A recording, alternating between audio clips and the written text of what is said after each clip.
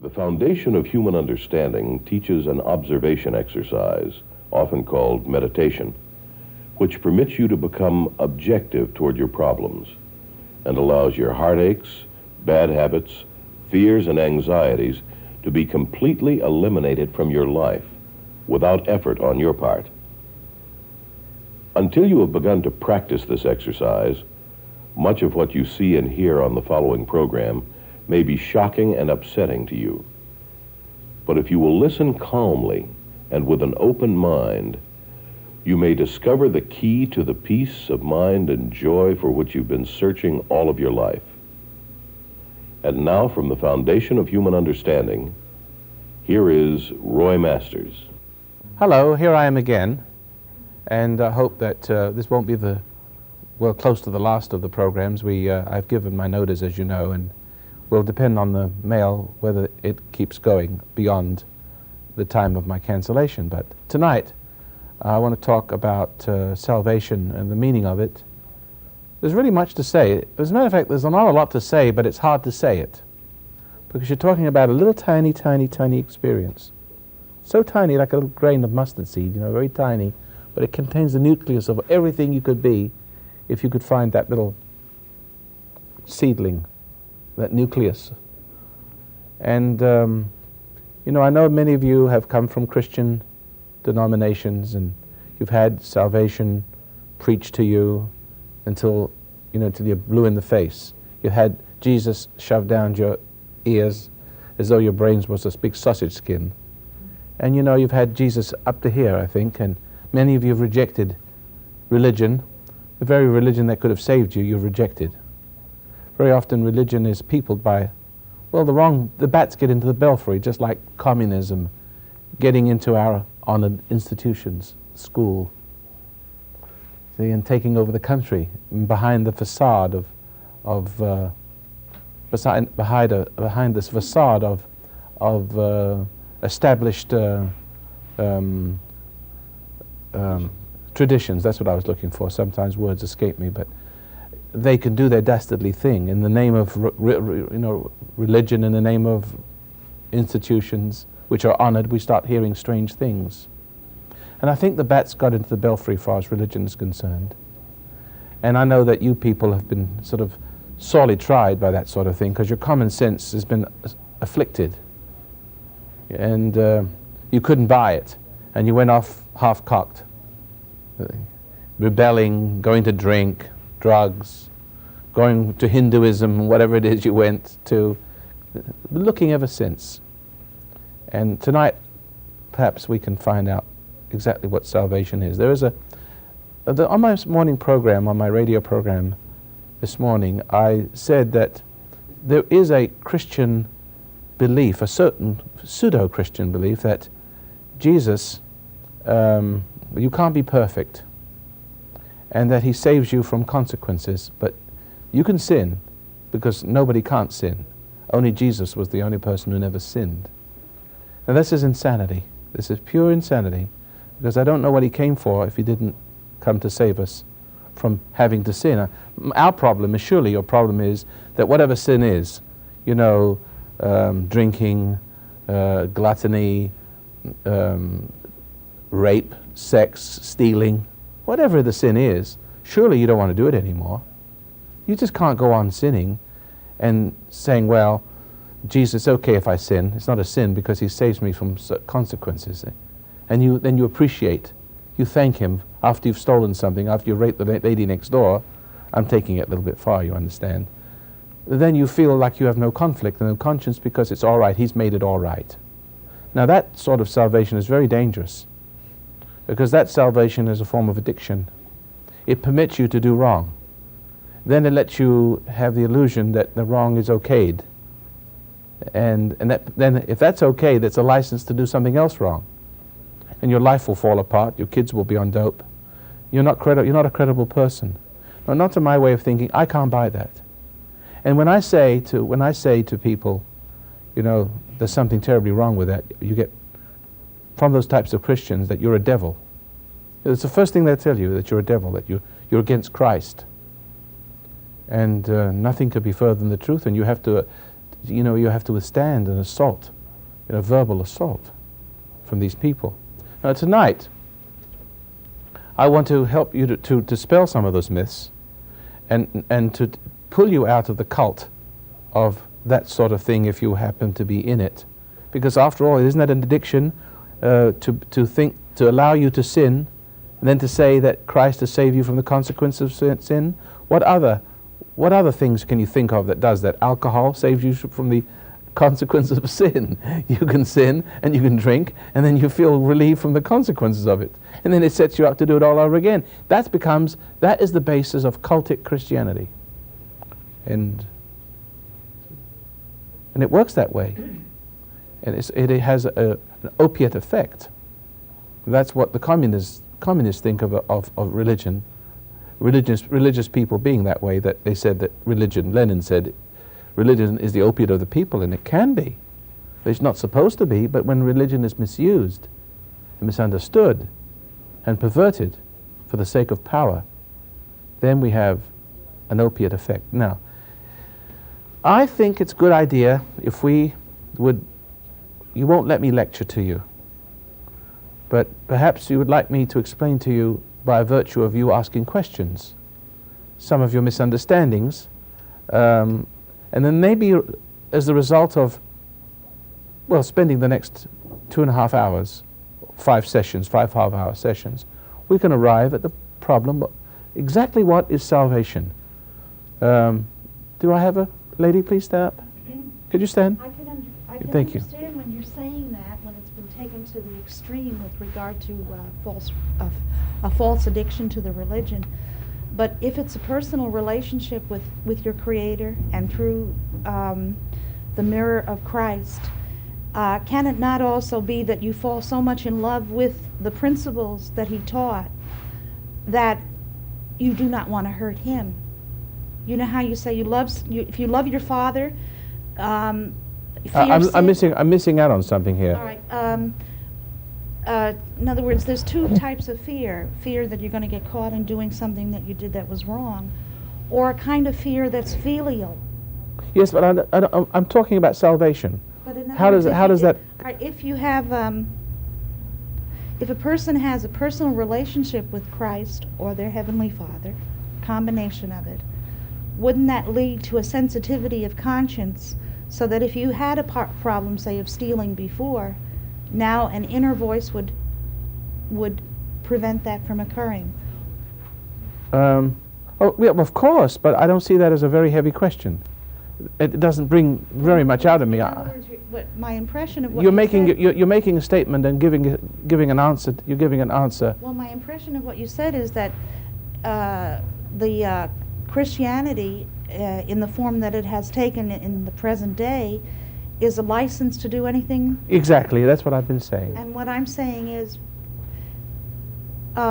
true, that can be taken that way, and we've all. But it seen nearly it. always is.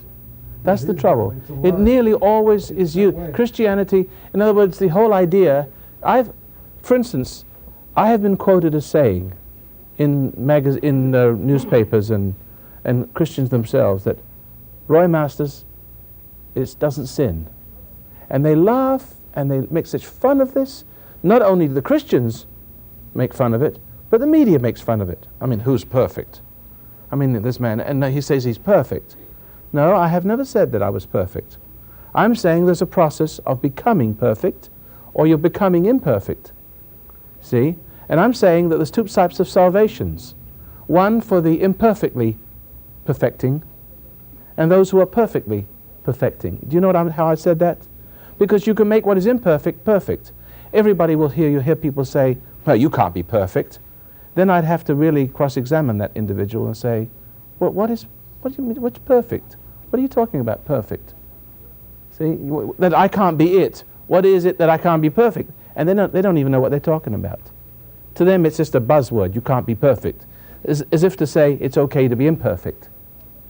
And if it's okay to be imperfect, you've bought a false salvation. You've bought a salvation. It's okay not to be perfect. It's okay. It's all right. And you can keep being all right, keep going that way, because it's okay to be. Nobody can be perfect.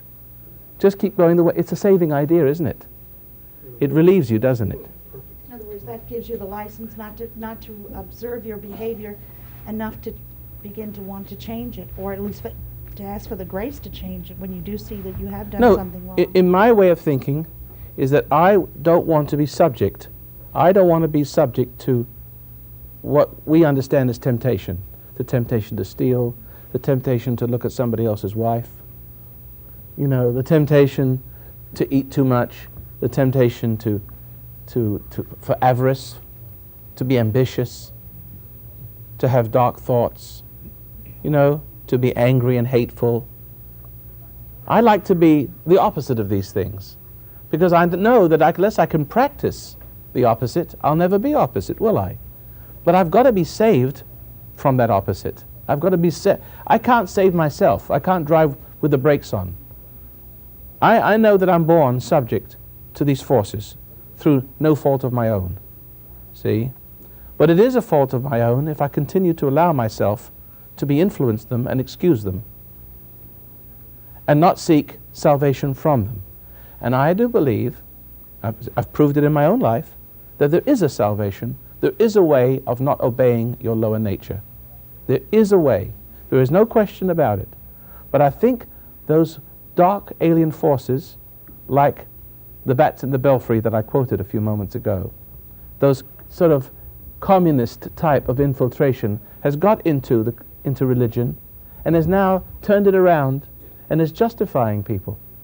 So they think they're saved. Yes. There's a blinding of that though that one must come to. Is it hot? Is it sun shining in here or something? No. There's as a matter of fact, I was getting a little warm.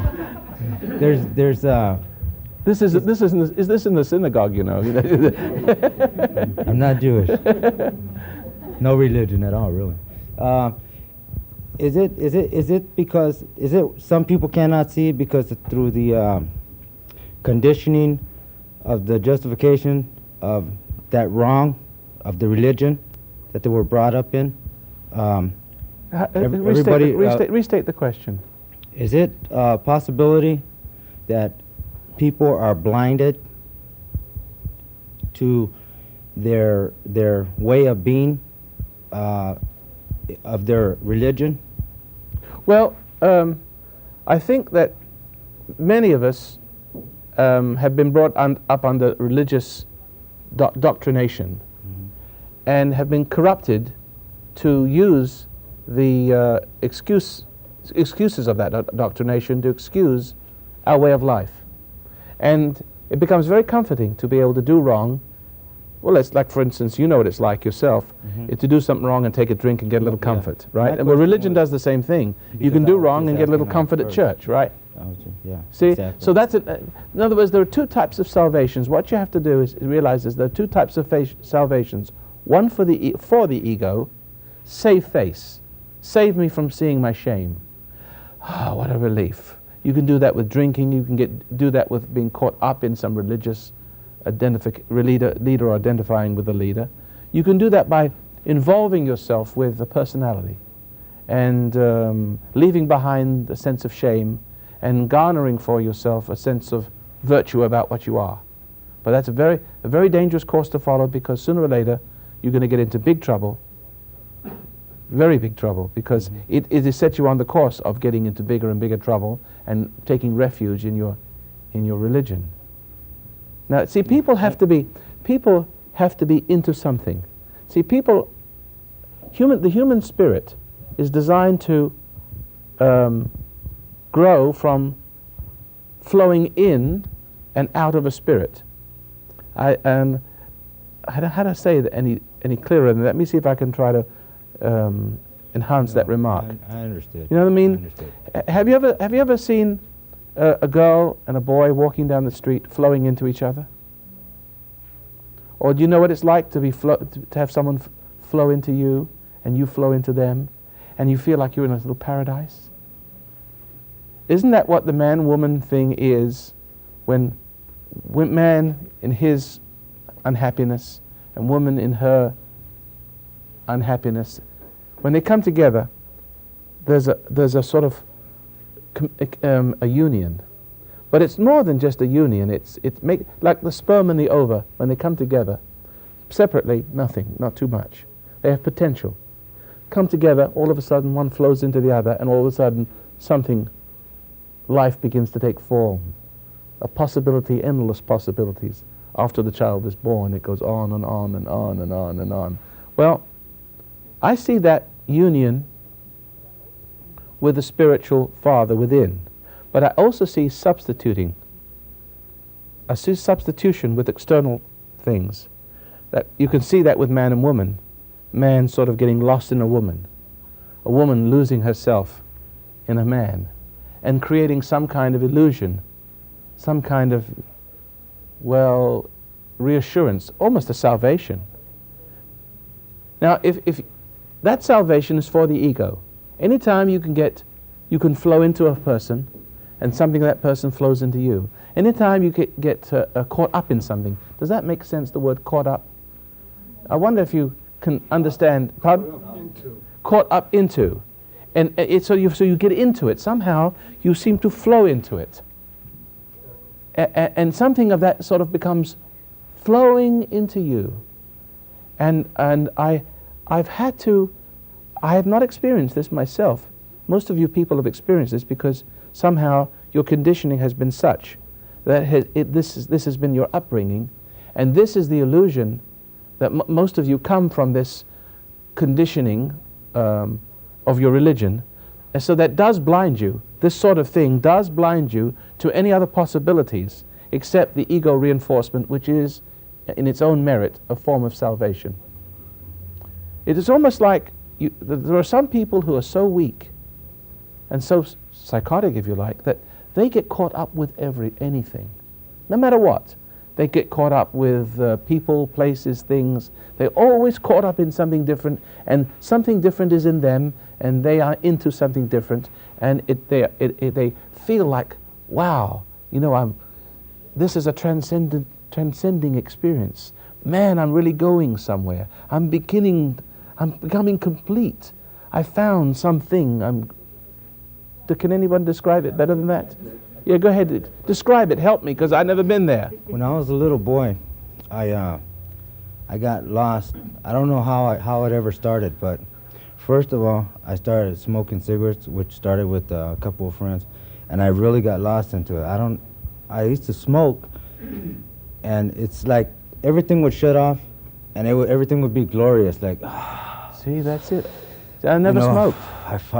It's all right now. But then after a while, it would stop. It got old, and then I started sniffing paint. And then when I started sniffing paint, it was the same thing, but it was a blank. Everything's all right, and I was in some weird world. And then from paint, it went to. Can I stop you there, though? Sure. I mean, I know that you go into other cocaine and stuff like that, right? Went all the way to everything. See, but this is a high, and something flows into you, give you an illusion that you are something that you're not. And this high is almost like a religious experience, even if it's cocaine and paint. And it is a salvation. Is what it is. It is salvation for the ego. You fall in love with it? Oh yeah, you love it. You crave it because it in you is you, and the only way you can be more of you, which is very prideful and very glorious and very right and never wrong. It's always a very right and never wrong. Part of that caught upness, isn't that right? What it is that I didn't know for a long time. But one thing that I did know ever since I was a little boy is I knew that there was a father. And the thing is that I always tried to, I always wanted to find him, and somewhere along the line I lost it, and I forgot, and I just I lost him for a few years, and then I started coming out of service and getting all messed up even more, but I still knew that he was real, and even in all my drugs and everything, I used to cry out to him and ask him to save me. And then I never lost it for a long time, and after all those drugs and everything, somehow it just started getting answers and stuff, because I tried everything. I tried Christianity. I I didn't go into all that Buddhism and stuff because somewhere in my heart I knew it wasn't right. And so I tried Christianity, and that didn't do it for me. And I kept keeping a belief, and eventually I found out about you, and I've never, it clicked. Something clicked, and I started getting better and better, you know, as the years went on. And it's But you see what I know, the gentleman's name's Larry. I call you Larry because I know you by first name. But you see, Larry's discovering something, see. He's never been, see, I've known that Larry for a long time, and he's been in trouble for a long time, haven't you? yes. And I've been keeping an eye on you. I'd have to I can't stop you, couldn't stop you. I just wait for you, and whenever you need advice, and I give it to you, and give you a little kick up the butt once in a while, right? A little friendly kick up Advice. the rear end, yeah. But see, you had to exhaust all your possibilities. We all have to. We're all looking for something. Our ego, you know, we're half ego, part good, part evil, and it's the part of us that's come from the darkness, that seeks the salvation of the darkness. You know how I say that? You don't have to draw your picture, do it? It's the pleasures, the drugs, the music, all the excitements that flow into us, that we flow into it. But it's a game of death, really. See, because we are paying. In other words, there's got to be this communication between with the loved, the lover, and the beloved. There's got to be, like the same as, and by examining the dark side, we could also understand what's going on the other side, because the same thing in reverse. You know what's The funny, same though? thing in reverse, isn't it? Yeah, but the funny thing about it is, from my experience, I didn't have no control over the matter.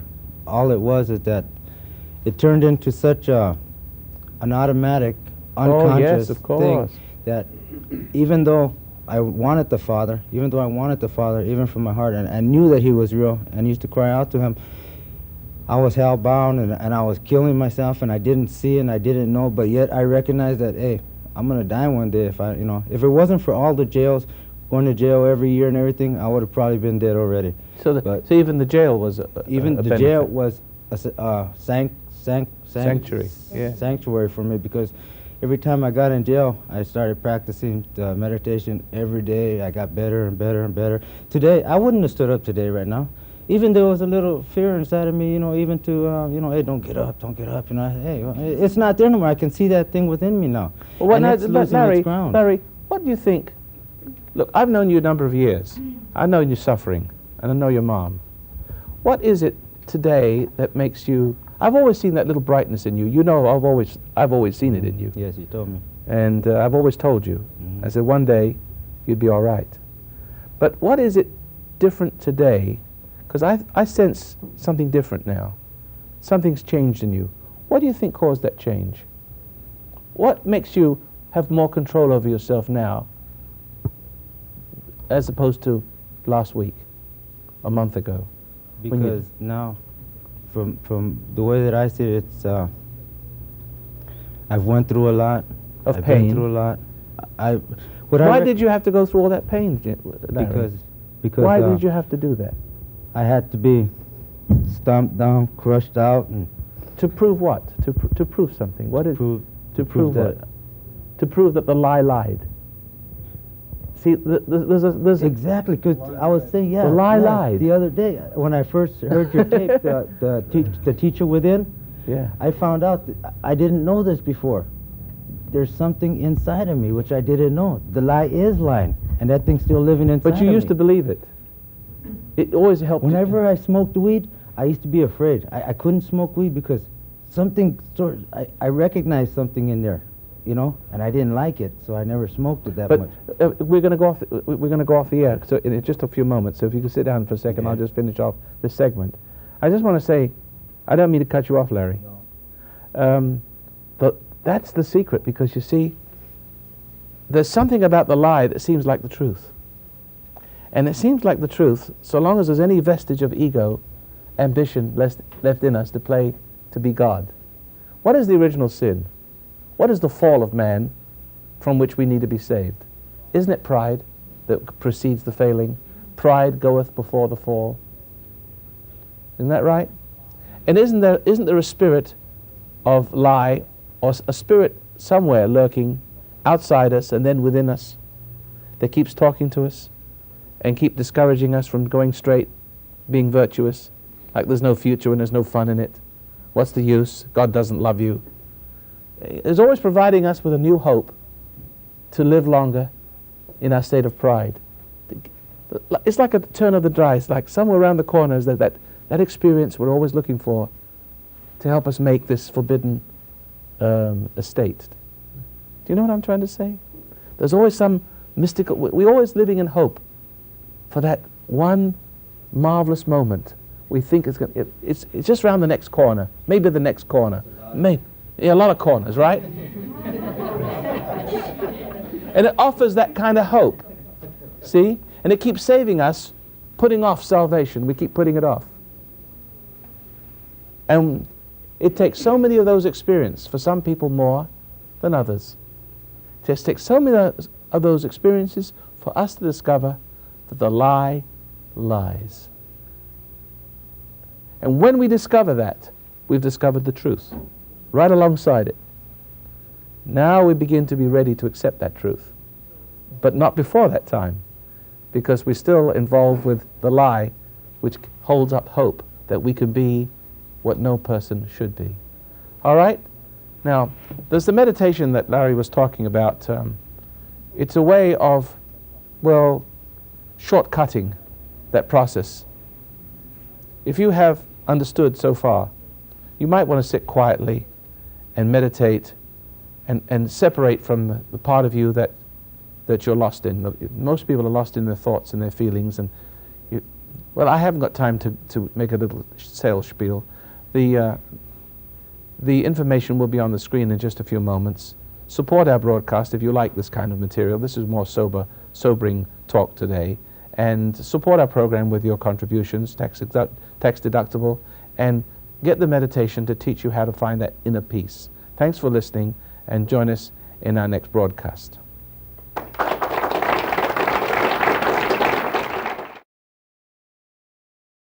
The foundation of human understanding teaches an observation exercise, often called meditation, which permits you to become objective toward your problems and allows your heartaches, bad habits, fears, and anxieties to be completely eliminated from your life without effort on your part.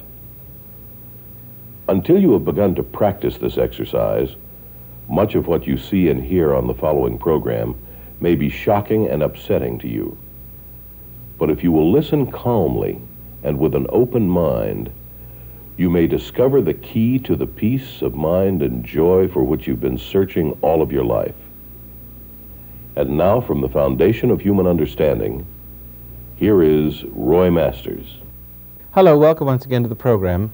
My name is Roy Masters, and we're talking about salvation. And what I'd like to do is, in a non-preachy way, get to the bottom of this thing called salvation, because it's not such a high and mighty esoteric experience as you think.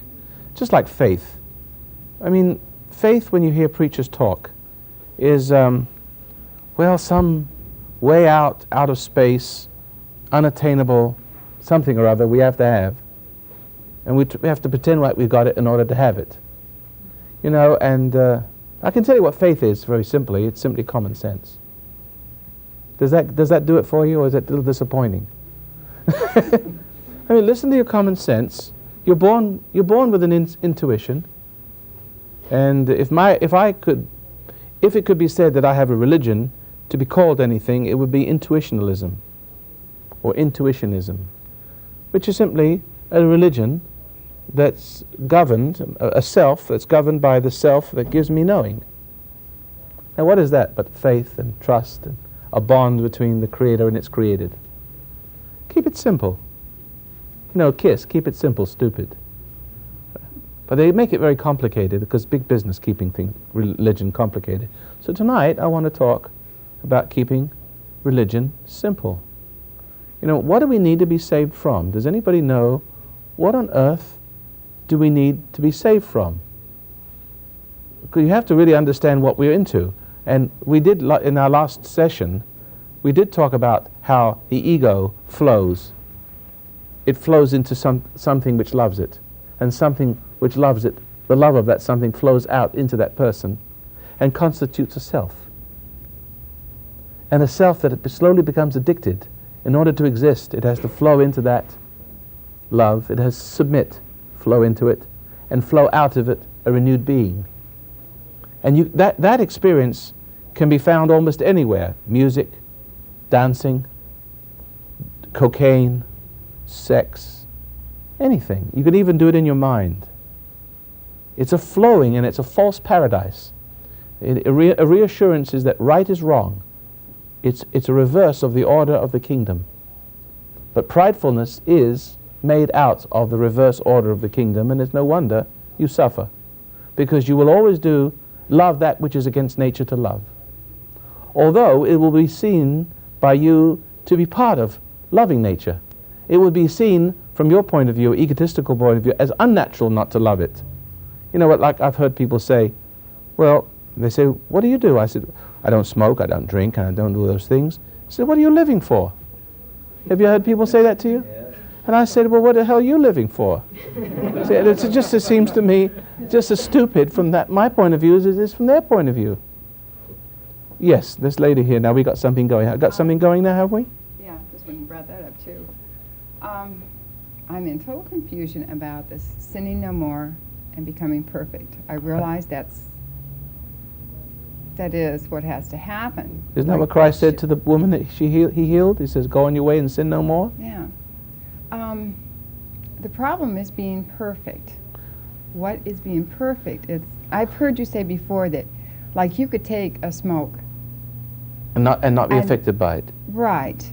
And you couldn't addict me to cocaine. You couldn't give it to me. But you didn't sin there. No, I didn't sin. I mean, you could even try pot.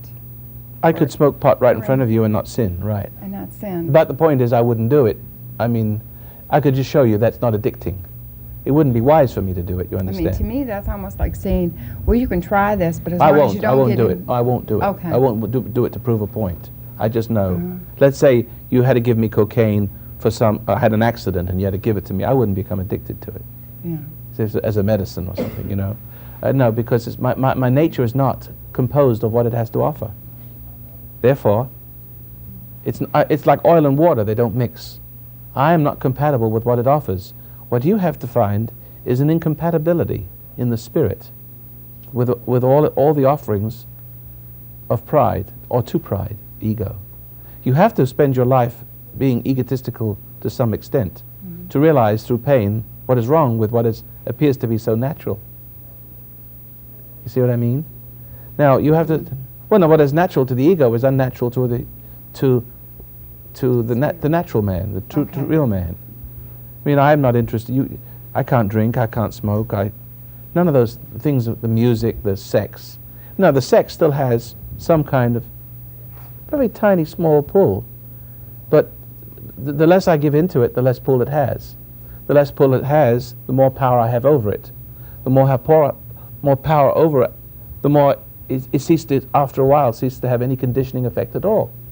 But then I can apply the sex in a place where it's perfectly proper and not be guilty. But it doesn't have control over me. I'm not made through flowing into something and something flowing out of that experience to make me the man. Think I'm a man. And a total illusion based upon some sensual pleasure, which becomes then addicting and enslaving. You follow that? A man must govern his nature.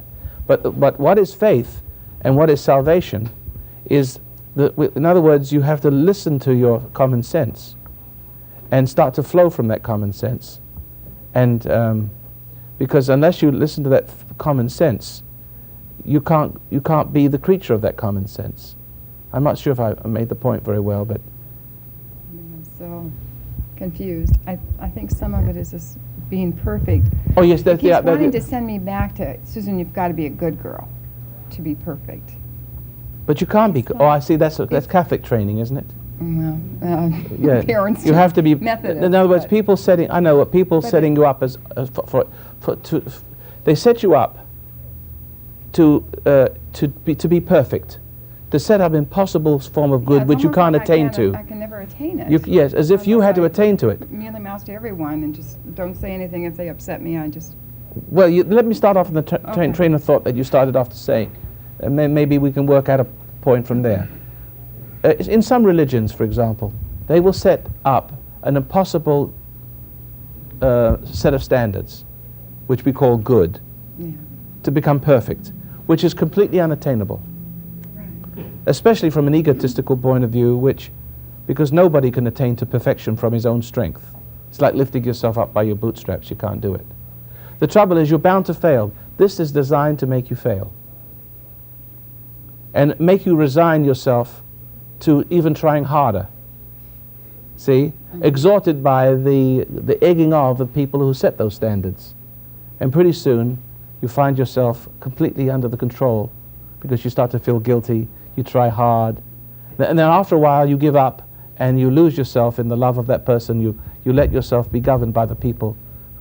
You actually throw your whole weight of your whole life on the people who've set those impossible standards because of yourself. You can't do it. Therefore, they invite you to love them and to accept that person as your God. Or you get to a point where you just throw up your hands and say, Yes. I can't attain it, so But very often you get so hopelessly confused that you tend to give up your own struggle and become completely reliant on the people who set those standards. Is that correct? yes. Go back to faith or common sense. But look how that perfectly duplicates the process of true salvation with an inner God. See, because again it depends upon you whether other people have set these impossible standards or you've set your own goals. You could set them for yourself, you know. So the process is very much like on the inside as it should be on the outside. The struggle to become something you can never be, or to perfect your own life, the struggle to solve your own problems, and the realization that of yourself you can do nothing, you then tend to give up, let go, and let God. It's at this point of realization in your life, sometimes it's when you've sunk as far as you can go, that you realize that you haven't got it of yourself. And that which causes you to realize it is there as your Savior. Does that make sense? Yes, that makes sense. Does that make sense to everybody sitting here? It's a very, very similar process to what I described, the way churches operate, the way brainwashing operates. But it's on the inside. Now, let me just make a point, one more point here, because it's a delicate one. That this giving up to that which makes you realize. You understand how I say that? You give up to that which makes you realize, whether it's on the outside or on the inside. Because a person can set impossible tasks for you and make you fail. And after a while you throw your whole salvation on that person and say, okay, I can't live my own life, you show me. That's what they're waiting for. Follow? All right, now, but there is also a very, very delicate process here which could really trip you up if I didn't bring it up at this point. That is to say, there's a certain way of giving up which can damn you or save you. And the way is this, that if you, that you spend your whole life trying to make your own life work and failing and creating bigger problems, and out of those bigger problems comes more challenge to try to solve the problems, and you struggle and struggle, and eventually you got bigger ones, and the bigger ones create challenges, and the challenges challenge you because there's only you, because you're God. See, you got yourself involved with solving the problems of your universe. You follow that? Now, there comes a point in that time where the problems become so big that you struggle and you struggle and you struggle, and then you give in, because you give in to the problem.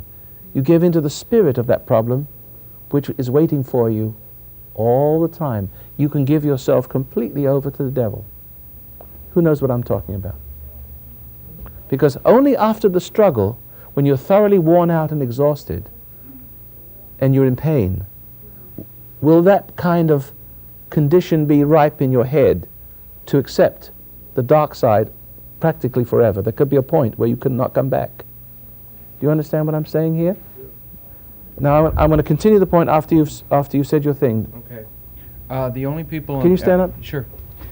You just described my whole life.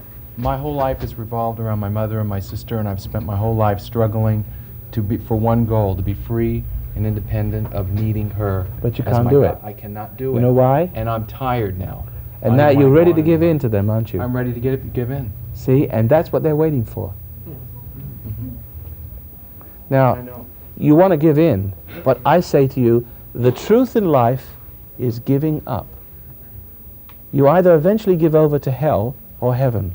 Now, I'm here because I have learned all these things, and I hope, please God, I'm able to articulate them clearly enough. Because I'll miss some tricks somewhere along the line, but help me out, and keep prodding me with your questions, and I'll get it all out. All right? Now, the trick of it is this. This is what I've seen. That now that you've come to the point where you've come to the end of your rope, It is. you've struggled and you struggled and you struggled and you tried to reason with them, and they become back with greater confusion. But they're right about me. Yeah. I've proven them right about me. You've proven them right Because about I'm you. tired. Yes. And I cannot describe or control what's progressively happened to me. And you throughout prove my to whole them life. that of yourself you can do nothing and that you need them. Absolutely. And that moment you need them, they'll accept you and love you. Every and then you're time. dead man. Yes, I'm just about dead. You'll be dead in them. Mm-hmm. But it's like being alive in something. It's an Exactly. only illusion, isn't it? Because you die and come alive in their love, don't you? Yes, and then I you know. become a complete zombie. That's how all the cults, all the fanatics of the world, that's how they get to be fanatics. The But where's Ayatollah. salvation for me? I've Where- tried it all. I mean, this is I feel the last step before the cuckoo farm. I know, I understand, but we're close. I'm very tired. We're close, If this aren't we? doesn't work, I'm not going to sit on the floor and chant or sit in an S seminar at the Hilton Hotel or something. I have tried, and I know I'm not a good person, but But you're under a spell. I You're am. under I feel something. that. You are caught up in something you do not fully understand, and until you fully understand it, I can't even work. I don't Well- know how to work. excuse me. Before you speak, I want to bring the point. I'm sure you're waiting for me to say what it is, aren't you? Wait for it, everyone. The thing is that once you have discovered what the game is, it is they set you up to react to them. They set themselves up as a problem to you, or they set up a problem in you to which you respond with a problem-solving answer, your own ego. In other words, what you must not do is this. You must not resent the pressures they put on you. You also, inside yourself, when it's not a they outside and it's a they inside, you must not resent your insurmountable problems and respond to it and to struggle against it with your own ego. You must not respond to take a certain strength from challenge. Hear me? You must not resent your problems, in other words. I say it. I come back to my one line. You must not resent your dilemma. You must not resent the church or whoever's brainwashing you, setting you up this impossible set of standards to achieve. You must not resent you're not being able to live up to someone's expectations. See? You must not resent that, and you must realize in that moment that you must not even start to struggle with in other words, you must give up before you struggle. Otherwise, you'll give up after you struggle. Because you see, you'll see you've given up all your spiritual energy. You'll have given up all your strength so that eventually you'll give in to that which has challenged you. Because by that time, you'll be more like them, more compatible with them, and more acceptable to them, and they to you. That's exactly what's happened to me. Exactly. I'm sitting here in that space. Okay, now, I'm asking you now to be very careful here because you're so close to salvation you can taste it. You must, when the temptation rises now, to do whatever it is that they want you to do to please them. You know what it is, don't you? You know what they want Need from you. them. Want them to, but you resent that, don't you? And I know And then you it's try to wrong be, to you resent it them. and you try to be free. This is your scene. You resent them. You know they want you to need them, and they know that they want to make you a cripple, and they're going to reward you for your weakness for them I eventually. don't think they can help it. and They it's can't help it, but frustrating. beside the point. That's also a point, but not beside this point. You know that's what they want. You resent that implication. You resent the intent. You see it beyond the surface of things. You see that they want you to be a cripple, that they don't really love you while pretending to love you. right? I do They see want to that. be, see that? They're caught up in something they can't control either. They're being acted through, and what's acting through them is trying to get to you, make you I a feel slave. guilty for hating them because I see that. That is it. The guilt will always make you end up, Go back to them. go back to I them. always do. It will always, the resentment will always make you in the image of their suggestions. Let's say, for example, just deviate just for a moment. Mother says to her son, "You're no good, drunken, rotten bum like your father. You'll never be any damn good." Witchy noise. The little child keeps hearing that. The little child gets upset. The little child grows up with conflict because of anger and guilt. He's already beginning to take shape in the likeness of the mother's suggestion. He struggles not to drink because now he's making up his mind. He's not going to be like his mother wants him to be. His little soul senses that, but he hates his mother. The hate sets up conflict. The conflict is so great, there's no other way he can relieve the conflict but by drinking or doing something dumb. And now he ends up drinking to relieve the conflict because he hates his mother. But he's already become like his father because his father hated his mother and hated his mother and his own mother before that. In other words, the reaction to the temptation, the accusation and the put down, the reaction itself has separated man from his salvation, from his ultimate good, and put into him the seeds of likeness of the thing which portend the future. In other words, he's becoming like, he's already forming inside his head through the reaction. He's beginning to take shape according to the prediction. You're going to be like your father. In other words, the boy is trying to resist, but he resists with one wrong response, with resentment.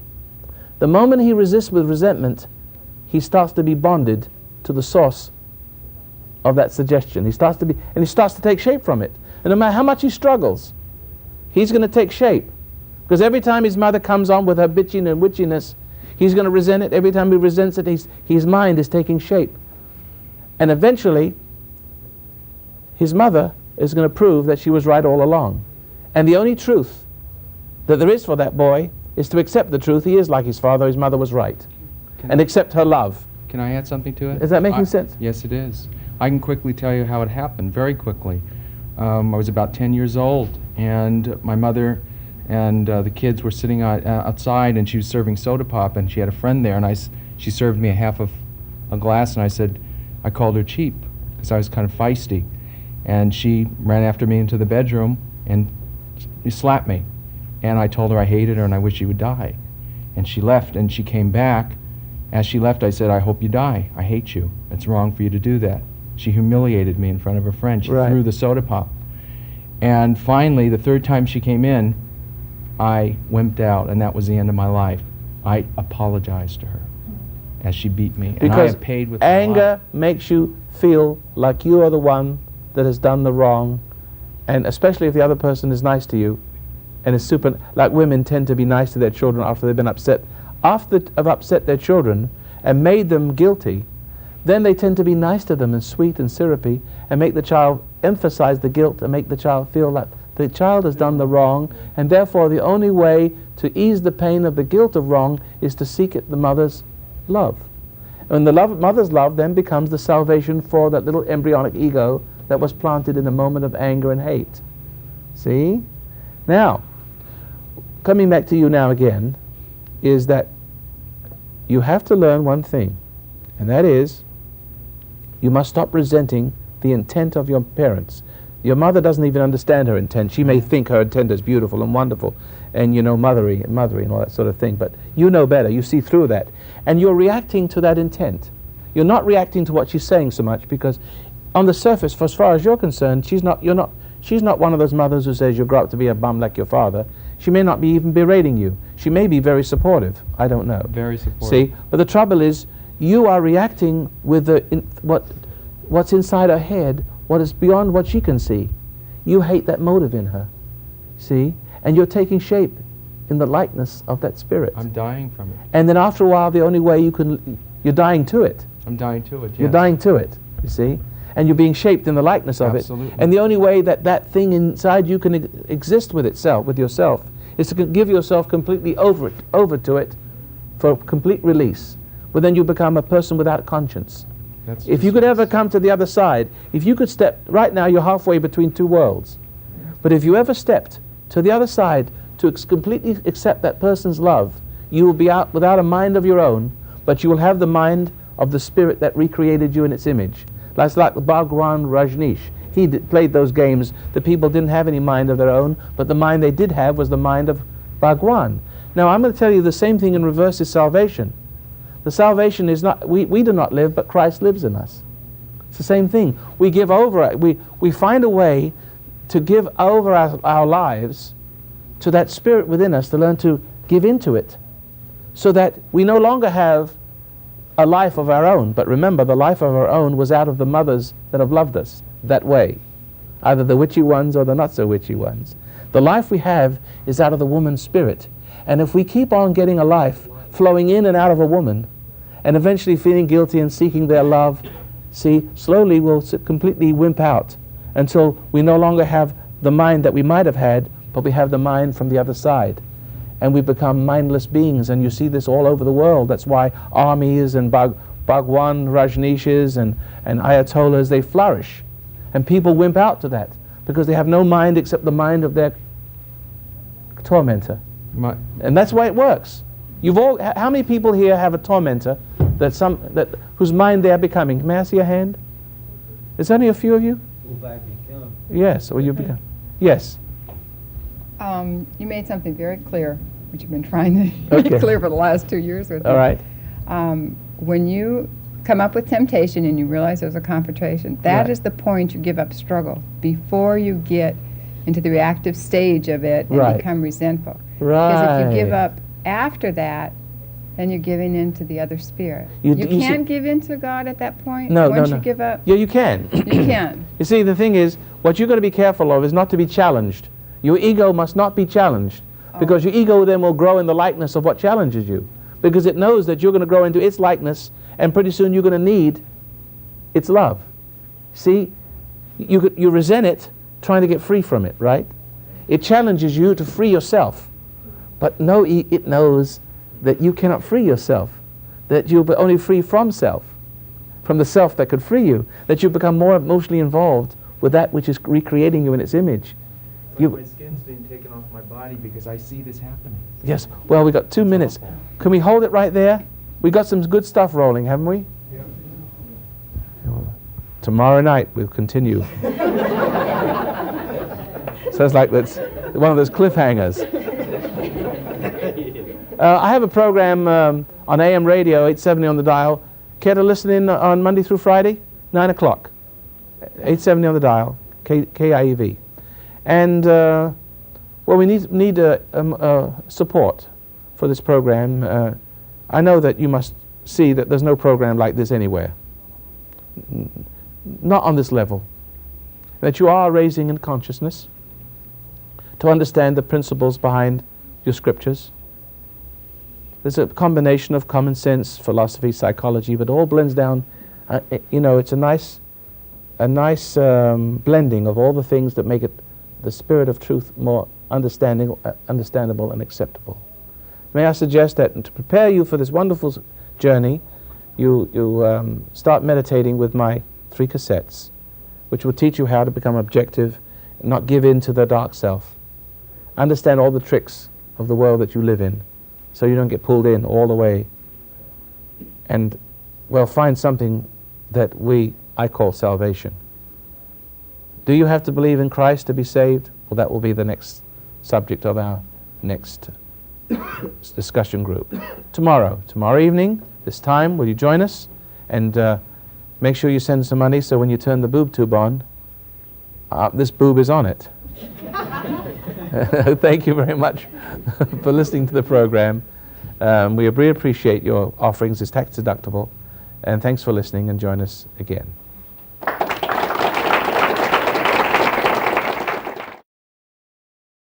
The foundation of human understanding teaches an observation exercise, often called meditation, which permits you to become objective toward your problems and allows your heartaches, bad habits, fears, and anxieties to be completely eliminated from your life without effort on your part.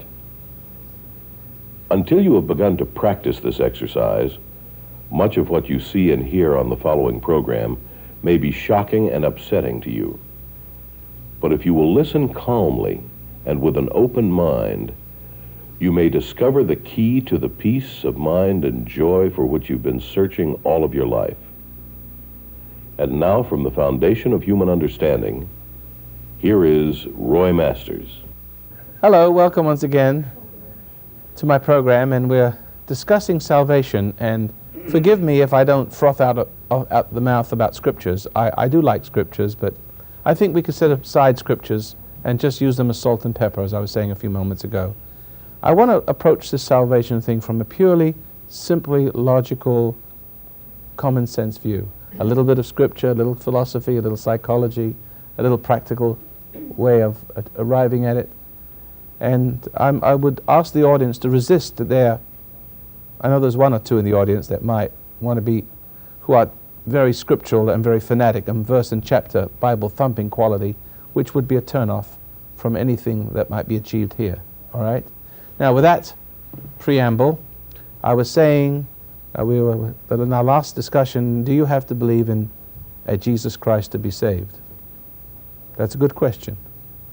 Now, I won't answer the question. I'll come to an answer, okay? If I said yes, I'll turn everybody off. If I say no, I'll turn some people off. So now you'll sit and wait for it. First of all, what is it we're supposed to be saved from? Are we a risen beast or a fallen man? If you're a risen animal, then it only follows that, well, you're going to be better and better and better of a matter of course. Who needs salvation if you're a risen animal? Is that right? If you are evolving from the slime, and I'm sure a lot of people have come out of the slime. I think they're going back to the slime. But if you are evolving from this primordial slime, then it follows in the course of evolution, according to their idea of evolution, that everything will be of itself. You can't help but improve. There's no need to make any strides. There's no need to seek salvation, because you're getting better and better and better and better and better and better all the time. Correct? So therefore, to believe that man is a risen being precludes the possibility of being saved. You wouldn't need it. The whole idea itself is saving. For the ego, well, we're all right the way we are. That's another way of saying we're all right with the way we are, using anthropology. Anthropology is also a form of religion that saves you. It saves the ego, and it justifies the impulses of our animal nature. After all, we're animals, right? What's wrong with it? What's wrong is society represses our desires. What we need to do is to express them. That will be our salvation. You see what's happened to our society, haven't you? Because of that. We'll unleash the beast more and more in humanity. When we start to realize and count the damage, take account of all the damage that's been done, all the lives that have been lost, wrecked, you see that we've been tricked very badly. We're not getting it better when you release the beast. You're only becoming more beastly. We are already becoming worse, lower than the beast. We're capable of things that animals are not capable of. I mean, to talk about those kind of people that have evolved from that kind of philosophy and that idea, way of thinking, is to insult the animals, to insult the pigs, right? So we must, therefore, see the truth that man is a fallen being. And then what is the nature of the falling? Because we have to, if we're fallen, then we're separated from something we've fallen from. We've always also fallen from something to something. And that accounts for the nature that troubles us. Do you agree with that? We're involved in something we're involved and evolving from something that has taken us from our higher estate. Yes? Well, I'm very angry. Angry at me now? Well, I'm angry at the Me? whole idea, not really at you. Right? That'd be in big trouble to do Please that. stand. Sure. You're not But big enough to hit me, so I'm all No, right. I wouldn't hit you. But I'm very angry. I've been listening to you for almost 2 years. Yes. And I feel part of me wants to join with that spirit. Right. But I'm very angry because I don't want to sit for 18 years and be a Roybot I'm with a glad. tape recorder plugged into my I head. don't want you to be there either. And with a book in front of my face. I don't want now you to be that that is way. my fault because I have done that. All right. I want to be a person. If I would like to be a friend for the rest of my life, but where is my life? Where is my, how can I separate and take the gift that you give without destroying the beauty in it because of my weakness? What a beautiful question. This is a very beautiful question. Do you see what you're afraid of? That you're saying, how can I find this beautiful gift without becoming a Roybot, someone who involved with me? Do you see what your problem is? Yes. That your salvation is from your parents to Roy Masters. Absolutely. But it is Roy Masters who loves you. I know you do. You know I don't wish it to be that way. You know that. Absolutely For this know reason, that. my motive is shining into you, and you're seeing that. Yes, I do. Because I could be a Rajneesh type person and take advantage of your transference of identity. I've been hooked up with him. I know about him. Do you know about that? I know. You know not how him, you. But Did you see others. that lady was talking about it a little while ago? That Woody Allen movie, the Chameleon, where he is around everything. If he's around a fat man, he was fat. If he's around a Chinese person, he's a Chinese person. He takes on the characteristics. That's right. But do you remember the movie? It was he took on the identity of everything that was around. My whole life. That's what you do. My whole You're life. all chameleons. And our salvation exists for the chameleon people, the psychotic, which you have been, Yes. is to take on, in other words, to jump from one thing to another. For instance, if you're a Catholic and you don't like Catholicism, then you seek escape from the tyranny of Catholicism into Judaism or whatever. And then you become chameleon. But I don't You take wanna on a be new a identity. weirdo. It's like salvation, is it? It's like salvation. You're saved from one, but you're claimed by another. But I don't want to be a weirdo. Ah. I don't want to be cuckoo. But I understand this, but do you see that your problem is one of identifying with everything external to you, that you flow into something and you flow out of it, How can and I you not escape be from one that way? flowing into another flowing? Is that right, what I'm saying? Yeah, but what I'm thinking, when I mentioned about the chameleon, I thought of myself, but I can see how I fell to that through hating my parents. And I had like a gaping wound, just ready to take in anything that was there. It opens you up. How many Yeah. times have I said that when you respond to temptation, it opens you up to the sensations and the inrush of the world, And which gives you an identity to which you become addicted. But I've always been hooked to somebody. You're Why the were you best. angry? Why are you angry? Because though? again, I'm hooked to somebody. It's 2 years of my life, and I get up in the morning, and it's not that I think about you 24 hours a day, but now this teachings and this. Yes, I know, And but- I know I'm screwing everything up. But I know, but you do need, but look, Because look I'm at this. screwed up still. Look at this. You do need to be around me some, right? Mm-hmm. I mean, how can I help to save you if I have an idea which I have to present to you? It's either you or my mom. Right, so which is the better choice? You. I'll take my All right. chances. So if you're going to be hooked to somebody, is it okay to be hooked to me for a while, do you think? Oh, I hope God, salvation, whatever it is. But the thing is, if you are afraid because of your known weakness, because you're aware of your weakness, if you're afraid, so how can, am I going to be hooked to Roy Masters? I'm going to be flowing into him and I am, riding his coattails? Because I'm embarrassed. I know you'll. Not that I don't. I am aware of it, and I'm afraid that'll happen with you and destroy the best. Can I do this? Can I say this to you? Be conscious of what you just said. Continue listening to me. Don't run away from me before I can help you understand something. was just- You've got to stay. I am trying to get you to understand. You are overstanding. See? But you're, if that's appropriate word, you're not understanding. I'm trying to get you to realize things and to flow from what you realize. So to give yourself to the realization, salvation, and for the realization to give itself to you. Something of there's something mysterious. There's a mystique in this. Remember I said in the last program that the relationship between man and woman, or the things we're caught up in, is exactly the same kind of relationship that we should have within ourselves. I'm trying to make you realize what you just said.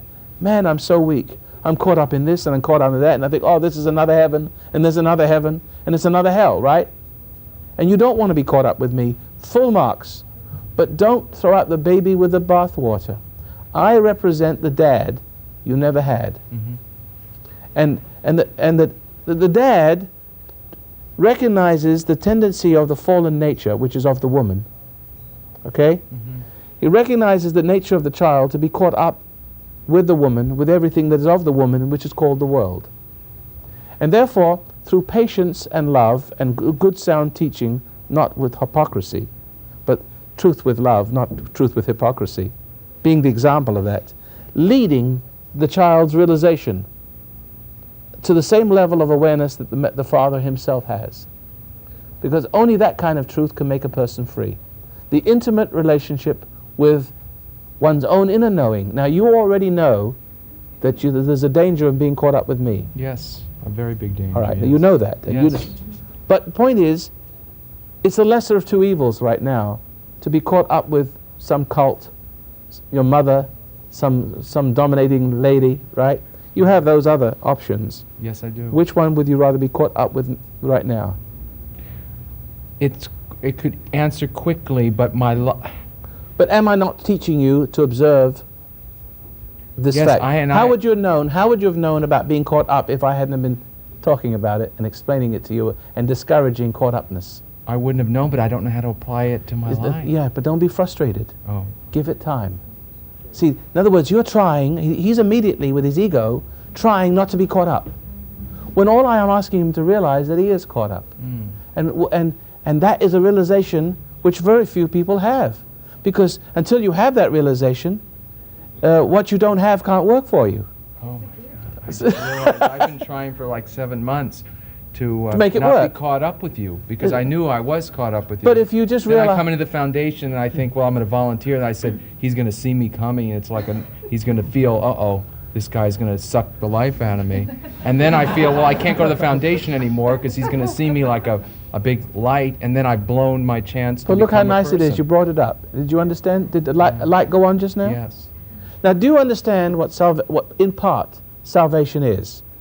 It is the realization of the truth of anything, especially your fault. In your case, it's here, the realization of your caught upness within everything. And I'm saying, now look, since you are caught up with me, it's still I have your attention, right? Mm-hmm. I mean, at least it has an advantage that I have your attention. It's better for you to give me your attention and me to flow into you and say something than for your mother to keep flowing into you and say nothing. Right? Mm-hmm. Right? So, it is the essence of salvation is to realize a truth about one's sin without resenting knowing it. And within the full realization of that moment without words, to know that of yourself, whatever truth is revealed to you about whatever, in his case, the caught upness, that you cannot do anything about it but just to see that it's so. And to do nothing more than be grateful to see that it's so. And to know that of yourself, you cannot change one white hair black and one black hair white. And leave it alone just like that, nothing more than that, just to know it. And to be grateful to know now I see what the problem is, but now what is the answer? But if you listen very carefully, that within the realization, the gratefulness of the realization is the hidden and mysterious acceptance of God, the reality who gave it to you. Because most of our lives, we are rejecting understanding. We resent knowing things about ourselves. We resent feeling guilty. We look for those to make us guiltless. We flow into them, and their love flows into us, and for a moment we feel like we're on cloud 9 when we're really somewhere else, right? Mm-hmm. Does that make sense? Yeah. I realized this one day. I realized I was selfish. Then I realized that I had not noticed that I was selfish before. I suddenly became conscious, right? And obviously the reason for my consciousness is because I loved to be conscious. And I love the spirit of consciousness, which is him who created me. So, but I'm reflecting upon it now. I didn't think in these terms then. All I did was remember that moment in my level of awareness, such as it was, that I realized I was selfish.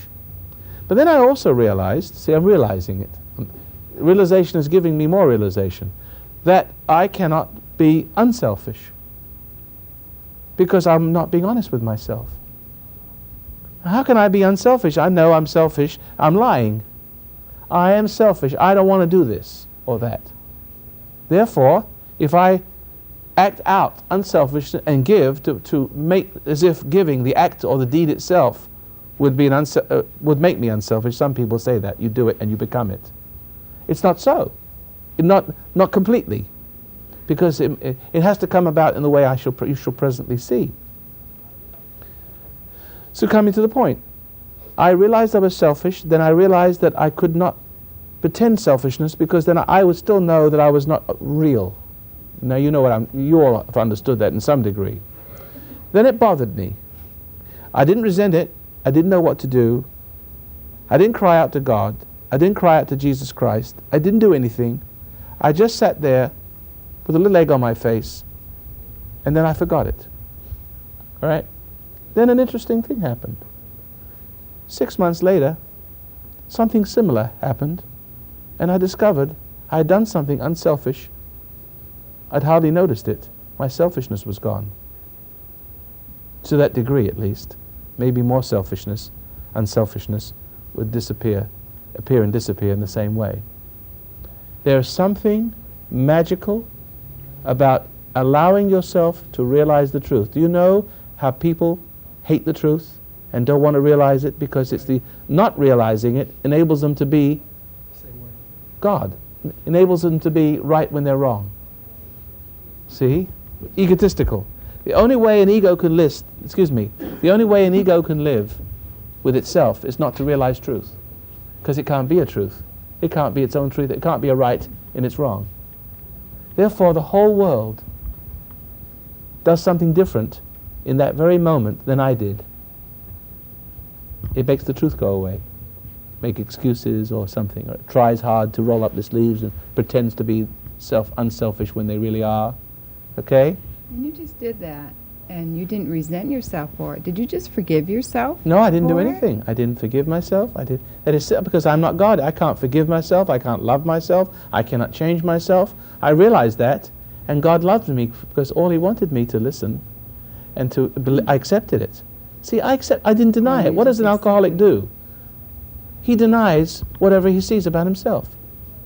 Now, if you just leave it, if he leaves the seeing alone, if he lets the light, the realization, simply show him, and him not react negatively to it resentfully, and go off and get bombed, in order not to realize it, to be comfortable with himself and his ego, which is a statement about his unrepentance, his unwillingness, his unwillingness to give himself over to light. It's hiding, yes. This lady over here first. Yes.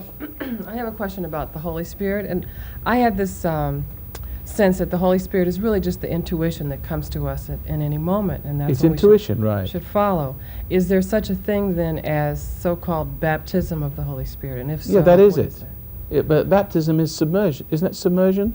When Christ was here, or when not Paul, but John the Baptist, he said, I just baptize you with water, but there's one whom I'm not, whose shoelaces I'm not unworthy to unlatch, that he will come and baptize you with the Holy Spirit.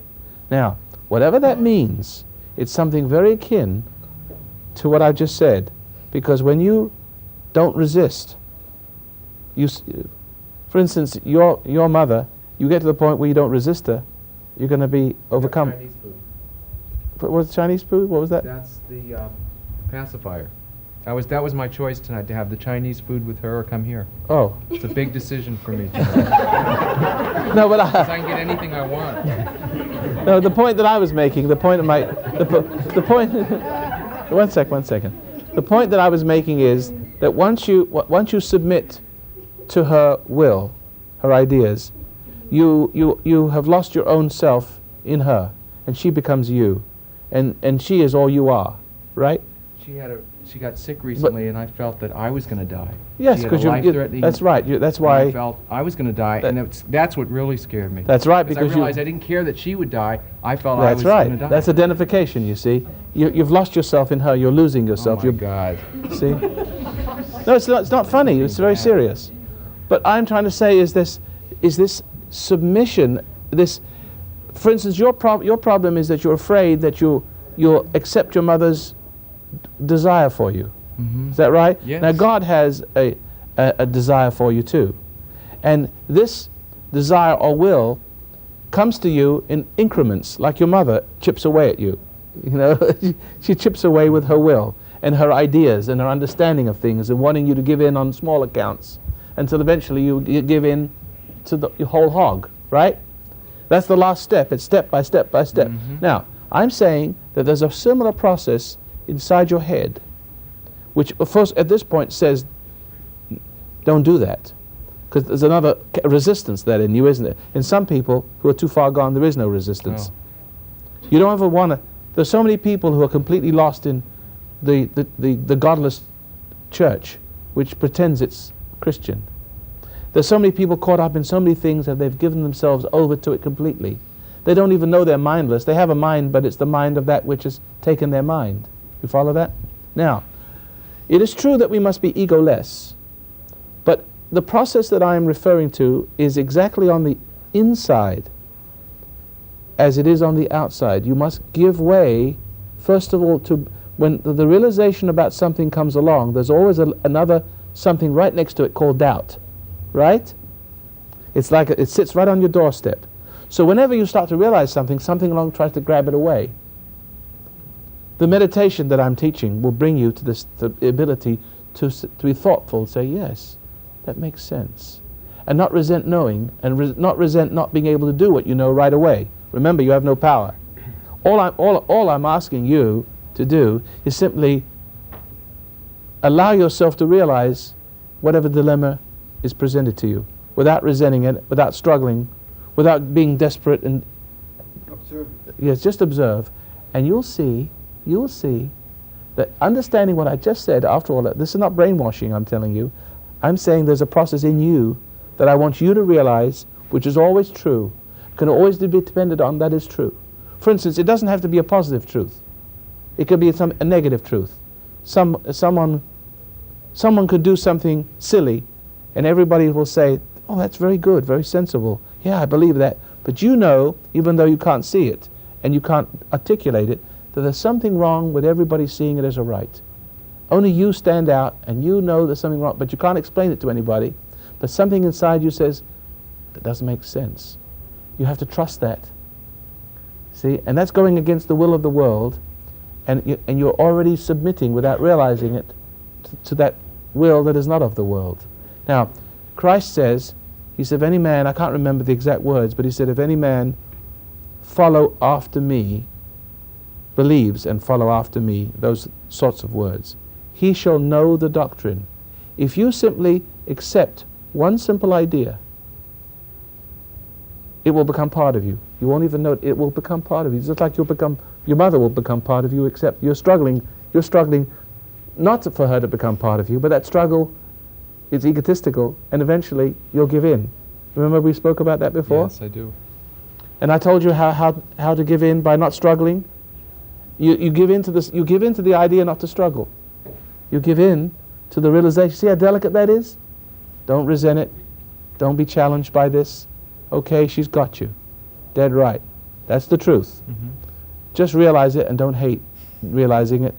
That's good. And he'll take care. Salvation is of that process where you realize that you can't save yourself. That's good. You understand that? Yes, I do. And why would something tell you that you can't save yourself if it didn't intend to save you? That'd be cruel, wouldn't it? Got it? I wanted to say about Perfect this young logic. lady right here. This young lady right here that when she said that, weren't you saving yourself? I had the opportunity to see my selfishness one day, and I was in prison, and I was on my bunk and I was doing something in my locker. It just came out of nowhere. All of a sudden I realized that I was selfish, and I got a glimpse of my children and the women that I've been with, and I seen the way that I've been to them. I was no good, I was rotten and everything, and you're sorry, weren't you? and I was very sad about it, and I didn't think anything. All I did was get very sad, and I looked at it, and I was willing to look at it, and I was thankful, and then for a while there. You see what he says? He was willing to look at it. He felt bad, but he wasn't mad, and then he was thankful. Do you see the order of things? Repentance. It's called repentance. He was going through something called repentance, something that it's impossible for the ego, the stubborn ego, to experience. In other words, unless you experience repentance, which is a changing around of attitude, to be receptive to truth, truth can't come in. See? I can lead you. Forgive me, Larry, because we're just going to the end of the program again. But what you said is well taken. I can lead you. I'm trying to lead you to that experience. And by every explanation, every little piece of logic will bring you more and more to rely upon whatever is leading you. See, if you follow after me, what I'm trying to say, and bring you to this mysterious logic, to be subject to the mysteriousness of this common sense about things, eventually he reveals more and more of himself. And you will know more, and you'll be able to do more. And you'll know more, and you'll be able to do more. And you'll be made to know bigger things and greater things, and the discipline will flow as a result. You won't hardly notice yourself getting better. And your Creator is forming himself in you. And like a baby crying to its mama, it doesn't recognize its mother or father. But as the baby cries, in your pain you cry, and the understanding comes. And you are grateful for the understanding, and sometimes experiencing repentance accompanying it. Changes occur in you in a very mysterious way. Be patient. You won't see them happening. Thank you very much. And this half an hour went past very quickly. Tomorrow we're going to have another program. Please keep us on the air, because we're coming down to the end of our time on the radio, on the television. And if we don't help us, I've already given my resignation to the station, but you can save it if you want to. It's up to you. Thanks for listening, and join us in our next program.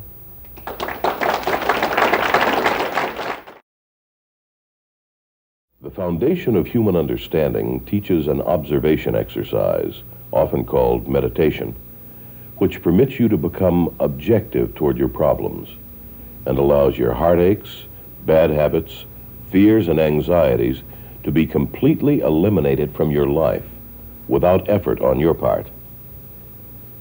Until you have begun to practice this exercise, much of what you see and hear on the following program may be shocking and upsetting to you. But if you will listen calmly and with an open mind, you may discover the key to the peace of mind and joy for which you've been searching all of your life. And now, from the foundation of human understanding, here is Roy Masters. Well, we've been on an interesting roll on the subject of salvation. And I'm sorry, those of you who have just joined us, that you may have missed some of the preamble to this last two segments. But we have, a lot of people have been tuning in this week, and if you've missed these segments and find the last three segments, by the way, and you find this program interesting, you can always get copies of these programs on audio or video cassettes. Now, there's a question right here from a young gentleman. Okay, go ahead. Sort of regarding the other guy's question about how, we listen to you and... we get caught up with me. Right. Is there a point where we could just do the meditation and read the Bible and then live from that? Well, it all depends upon your motive, because I think that a person who has got a pure intent gets caught up with everything they do. Even the things that will save them will enslave them. So what you're looking at, if it wasn't me that you'd be caught up with, you'd be caught up in someone else. I have no intention for you to be caught up with me. But the trouble is, you're so weak, sorry to put it that way, so conditioned, that you don't know how to relate to anything on a mature level. That's what it is. And I'm trying to show you that. And I'm doing my darndest to show you it. And I'm not preaching you any doctrine. Have you noticed I haven't taught you the Trinity or the Schminity, whatever. Which is nothing else but a preachment of contradictions. And even when I press those people who preach those things, and I say, well, that doesn't make any sense. Well, they end up saying, well, it's very complicated. Nobody can understand it. You just have to accept it. I say, you think I'm crazy? You mustn't accept something you don't understand. Because I'm not the kind of person that preaches contradictions. I'll let that job be your mother's. She's the one that preaches you contradictions until she drives you into a schizophrenic state. See what I mean? And then you end up you don't think anymore. You let the other, you're so confused you can't figure anything out. And then you end up letting her do your thinking for you. And that's what the church does, and that's what everybody in this whole world is like that out there. And don't give you anything that makes sense. The whole world is nothing else but a living mess of confusion. Don't you agree, ladies and gentlemen? It's a big Tower of Babel out there. Babel. Now, where was I? I forgot your question. It was that,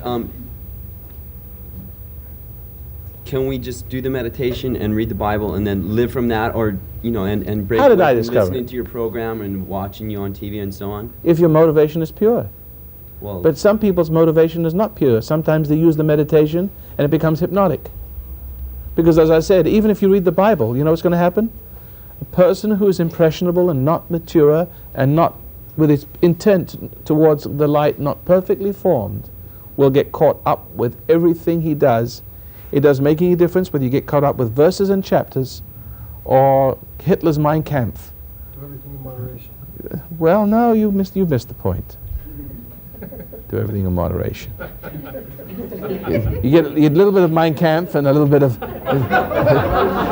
Do me a favor. You're not listening. Go ahead.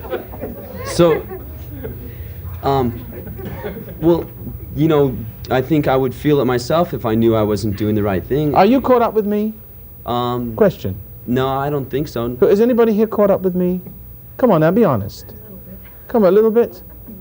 Listen, some of you are most caught up with me wouldn't see it.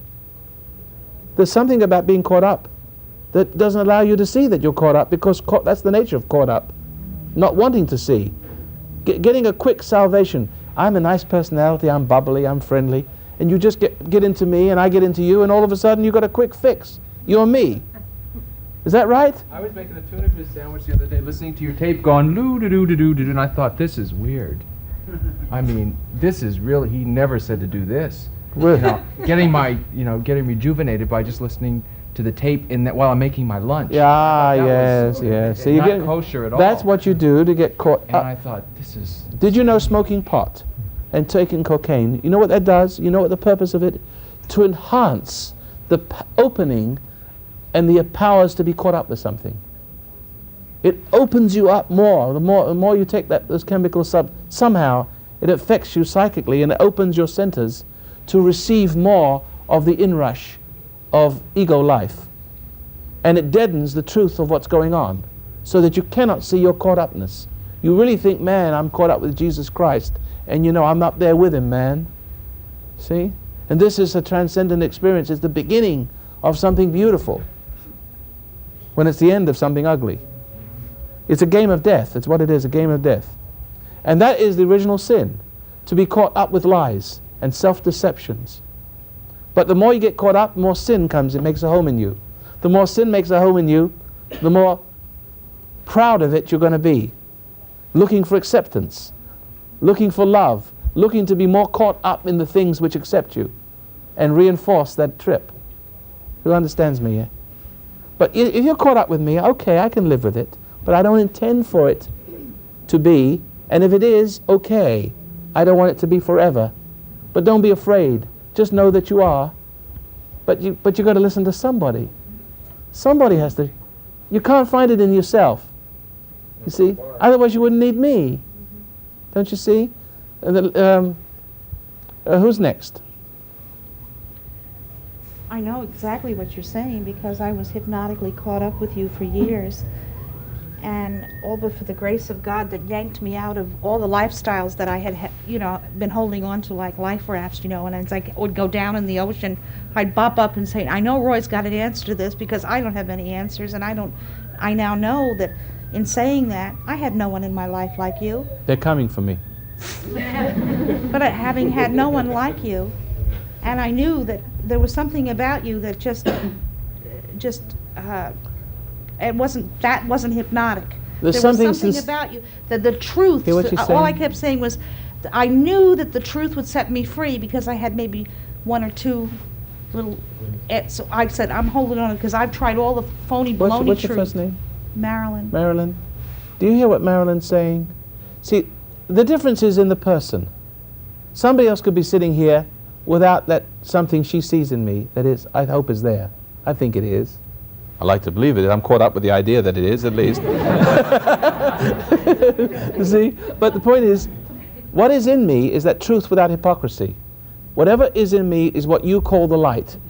That light that you see in me is also in you recognizing it in me.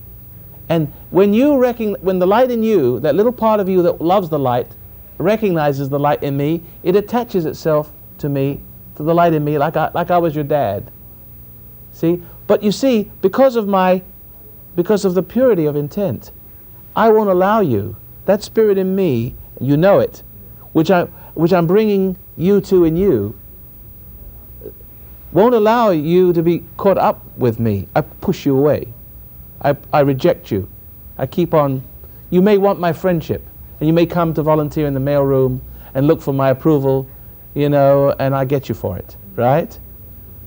And then you feel uncomfortable. I won't give you that approval. It's almost, I keep you outside at a distance. And yet there's a part of you that wants my acceptance, but I won't give it to you. I throw you back on yourself all the time. And when you send money to the foundation, you probably won't get a thank you note. You just send the money, you don't get anything back. Well, then you because I don't send you a thank you note, you don't send any more. But then you send any more, you feel guilty because you know that's what you're looking for, a thank you note. The approval. Is that right or not? So I'm not playing the game with you, and you know it. And so therefore, it is okay. I shouldn't say, I don't give you, I can't say to you it's okay, but you know what I'm saying. It's that it's okay to listen to me, because if you're going to be caught up in something, then if you can find a person who has your best interest at heart, and you can see that it doesn't want you to be a member, you can't belong to the foundation, you can't join, there's no classes in anything. If you want to come to a lecture, you come. If you don't, you don't. You listen, you listen. If you don't want to listen, that's it. There's no regimentation, there's no requirements. Because I already know that if you belong to something, you can't belong to yourself. And I know that's the reason why the foundation is that way, that some of you are such church pots. See? That you attach yourself to something external. If I had a real church like a church is a church, with all its trimmings, and its traditions, and its trinities, and its doctrines. If I had that, you'd be caught up in me, and you'd never grow. You'd think you'd have something, but you wouldn't. And I love you too much for that.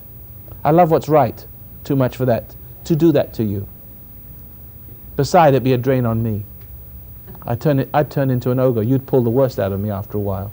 There wouldn't be that good side. If I allowed for that, there wouldn't be that good side anymore coming through for you, but something rising in me to possess you. But I find that, in the pattern of my life, that every time I tried to hang on to something that really wasn't for the best interest in coming to my Father, somehow it was stripped away from me. That's why I said about the life preserver. So I kept hanging in there saying, but everybody else has got these things, how come I don't? No, because you're not compatible. See, Marilyn, you are not compatible. I've said that you and people sitting in this audience and people listening, on television, I understand that. You are not compatible. You cannot deepen yourself and more deeply involve yourself and find satisfaction in that which other people find so much happiness. It makes you scratch your head. Why can't I do all those things and enjoy it? It's not fair. You even get jealous. Some of you even get jealous that they can enjoy it and you can't.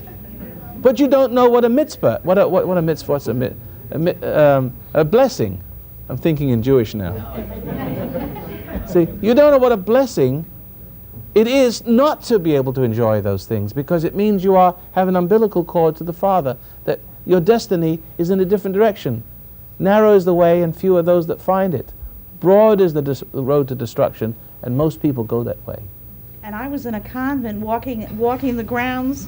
Yes, keep standing. With a rule of silence and 3 vows and Mother Superiors telling me where to go, what to do, and how to do it. Everybody's got And a Mother Superior in you, their life, one way or the And other. it took me 9 months of sheer inner hell, because I broke out of a cocoon that, they said you go to hell if you don't follow us. Right. And I says, no. No, you go to know. hell if you do. Well, I knew that I knew, because once Mother General turned to me and she said, why are you leaving? And the inner voice said, because if I stay here, I'll lose my soul. And I thought hell would broke loose then. but that was the truth for me. Can I say something here? That once you're caught up in her cultic religion, in the convent type of mentality, sorry to put it that way, once you're caught up with that thing, you become so impregnated with the spirit of that which pretends it's religion and God, pretends it's religious and God, that you're so much identified with at that point that if you give up clinging to it and if you give up the love, the nurturing it has to offer you in reward for your giving over to it, you start to feel guilt. Well, what is guilt? The guilt is the truth emerging for your involvement of that thing. So heaven feels like hell to the spirit in you that's of them. Heaven feels like hell. So that's what makes people want to rush back to their cults, to their lovers, to their drugs, to their cocaine. Because heaven starts to feel like hell because the part of you that is out of hell, that's flowed out of it in exchange for your life that's flowed into it. See what I mean? The identity part of you that when it's left alone, that's why Rajneesh, that's why Jim Jones was able to get all those people to die with him. Because they could not live. He gave them a false identity with a false illusion paradise, so that if he was going to die, they would leave them alone in this world with a convicted by their conscience, and they would feel like it was hell. So they had to go with him to heaven. They all died. They all killed themselves. Heaven is hell in that condition. That's what you have to realize, not to be afraid of facing guilt, not to be afraid of letting go of all your hang-ups, all your religions, all your drinks, all your dopes, all your cocaine. Conscience is the good. Burning out, slaying the bad. It's painful. It's a good pain. Isn't that right, Larry? You lady right here. Well, I was just relating to what... Sorry to keep you waiting so That's long. okay. This young lady was saying... You can sit here- down in Maryland, thank you. I was raised in the Episcopal Church, which is a lot like the Catholic, and until I found you and I started seeing all the things about the religion that were just nothing was happening. It wasn't fulfilling me from within. So I've been listening to you a little over 10 years now, and I came out of the church. And then I heard this other pastor, and what the things that he was saying were really good, so I started going to church again, thinking that maybe this is what I needed too. That's where you made a mistake. Right, but see, the reason I even got into the church is because I felt another level. I had a relationship with my ex-husband that I should never have had, and I fell to the pits of hell like I had never seen. And you went to the church for comfort. I went to the church for comfort. For comfort. And it's been... Churches are not supposed to comfort you. The love is not coming from the world. They're supposed to rebuke you. That's right. To repentance. See, that's what love is all about. But of course, the liberal type mentality, if you pardon the political flavoring to it, that mentality is always serpent-like, and will rise to the occasion of. They'll always comfort you in your fall. They become the God. If they can be your comforter, what is the Holy Spirit but a comforter? But there's a comforter from the other side too. And it robs you of the comforter from within. I was just thinking every time I would come from church, I'd have this feeling of feeling so good and thinking I was doing everything so right and getting into the Bible. But then as I would still listen to you. You were getting into a Bible. Yeah, I was, yeah. And I would listen to you, but something from inside me, because what you had taught me had rooted me so deeply within. But I felt like I was getting like a veneer of paint. With the church? Yeah, with the church. That's all And it is. it's starting to wear off now. It's been about a year. And I'm starting to see this isn't it, because I'm getting to the point where I'm losing something now. I felt like I was getting something, but I feel I've been having dreams lately, and I usually don't dream. And it's like something of value is being like stripped away from me. False value. False value. You're But dying, and you're dying, and you're being born again, because unless you lay down those things that are supportive to the ego, the phony righteousness, Yeah. Phony religion, the phonyized Christian teachings. Not. But it was a little bit further than that, because what I saw is that it was something that I thought was of value. But the thing about it was, in the dream, I didn't even know, wasn't even aware that this was being taken away from me. When I go to church, I feel so good. I'm not aware until, like I've come away, that I'm being stripped. Oh, yes. What you're saying is that every high is a new low. Yeah. And that when you're getting love, you're really giving something of yourself for it.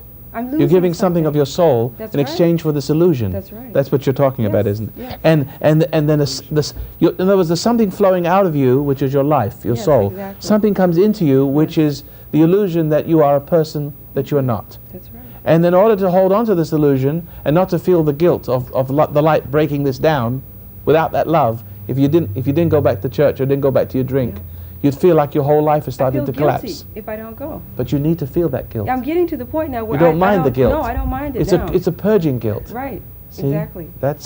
You're getting. I'm such an orphan. Pardon? Don't you feel like I'm going through a period of feeling like a terrible orphan?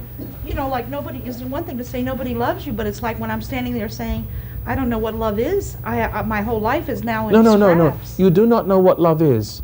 You have learned what love is not, and therefore you cannot accept it anymore.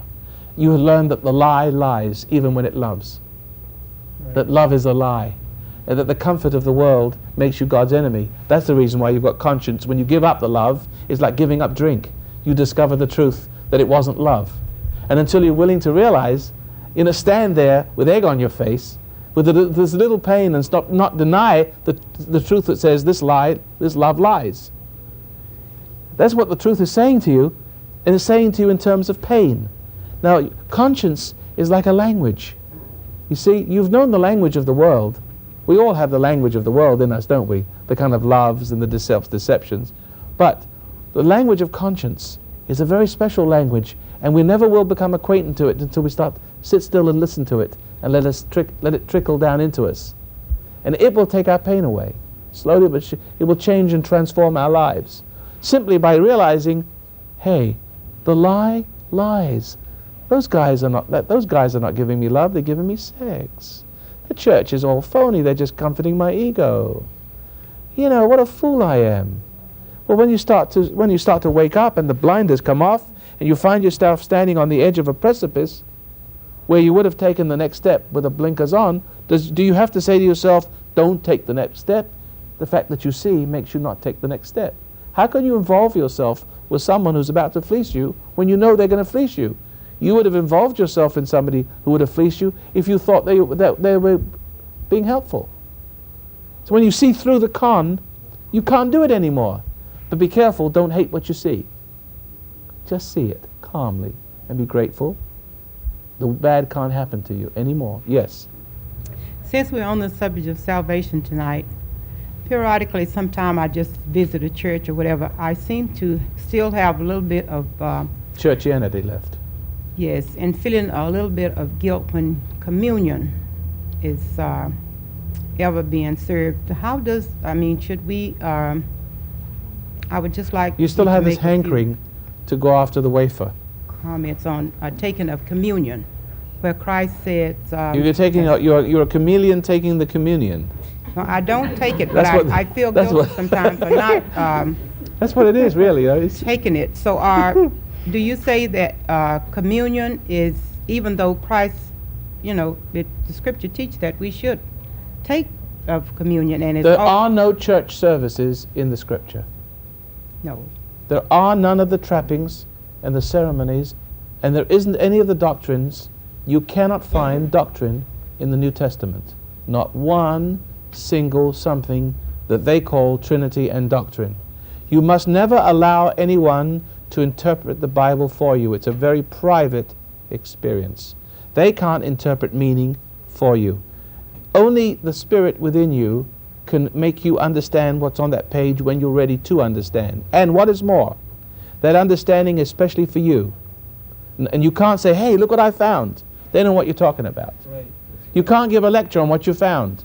Nobody knows what you're talking about. What you just discover is for you. You're stuck with it. See? And you can be grateful for it. And the secretness of it is the magic of it becoming you. You can't share it with anyone. Because if they agree with you, you've lost it. If they disagree with you, you've lost it. Because it must not have, what you discover must not have reinforcement by anybody. Because it wouldn't be faith if you needed someone to reinforce it. Is that right?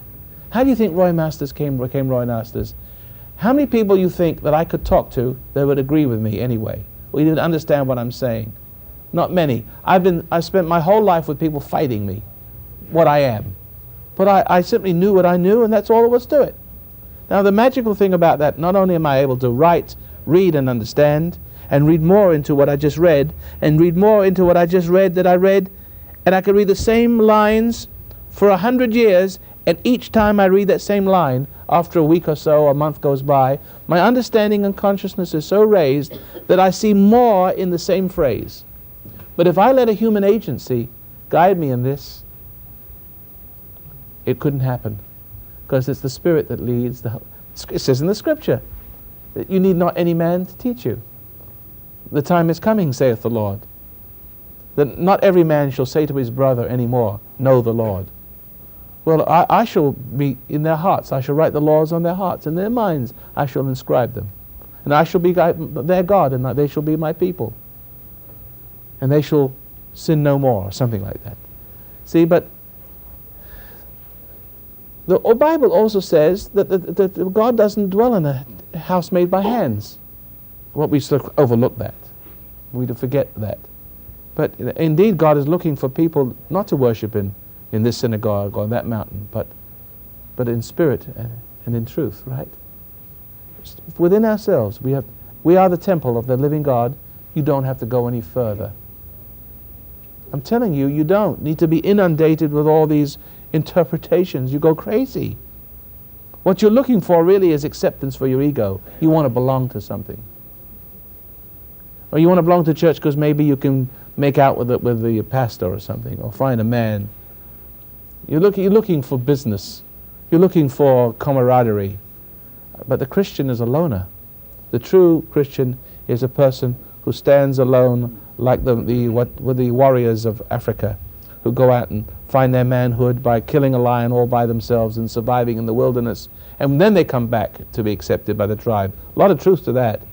You have to go out in the world and you have to make it on your own, not supported by anyone, not comforted by anyone, braving the trials and loneliness and finding your character. But you're not going to be able to find it holding hands in a church and singing songs and making each other feel all nice and toasty. Is that right or not? See, and I'm trying to tell you what isn't salvation, because when you see whatever isn't salvation, that's not it, that's not it. See, I keep saying that's not it. See, and pretty soon I'll show you that nothing is it. And that's it. When you can see that nothing is it, that's it. It's the truth showing that's it. All right. That's another half an hour went by. It sure goes by quickly, doesn't it? Better than the evening news. That seems to drag. Besides, there's no truth in it. I have a radio program in Los Angeles. Los Angeles listeners can tune in. It's 870 on the dial, 9 a.m. every Monday through Friday. And other parts of the country we have radio programs. So wherever you are, give us a call or drop us a line and we'll let you know where you can hear us on radio. Okay? Thank you very much. I appreciate you listening to this program and supporting it. And supporting it is very important. After all, this is like a church. Forsake ye not your gathering of yourselves together, you know. You know, for where two more are gathered together, there am I in the midst of you. In the sense, this is like a church. But look how, I'm not preachy. Yes, I'm leading the congregation. But could you lead each other this way? Look how I'm keeping you on track, aren't I? Keeping you on track. And tweaking your conscience. Making you aware of things that you've always known, but have always doubted. The world will make you doubt it. But these things you've always known in your heart. And don't ever accept anything that I say that you don't recognize instantly.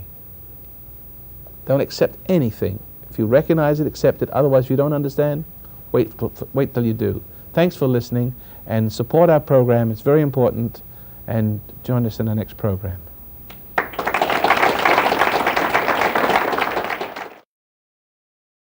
The foundation of human understanding teaches an observation exercise, often called meditation, which permits you to become objective toward your problems and allows your heartaches, bad habits, fears, and anxieties to be completely eliminated from your life without effort on your part.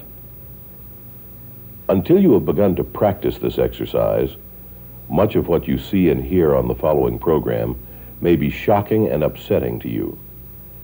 But if you will listen calmly and with an open mind, you may discover the key to the peace of mind and joy for which you've been searching all of your life. And now, from the foundation of human understanding, here is Roy Masters. Well, in the beginning, hello, I'm Roy Masters, but in the beginning of these series of programs, I asked the question and refused to answer it. You know, do you need Christ to save you? I mean, do you need to believe in him? Well, I'm a nice Jewish boy. And, of course, Jesus was a nice Jewish boy too.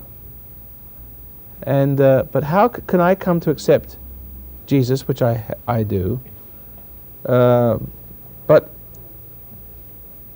it wasn't because of the examples of the Christians that I accepted him. I mean, they made it very difficult for me to accept him.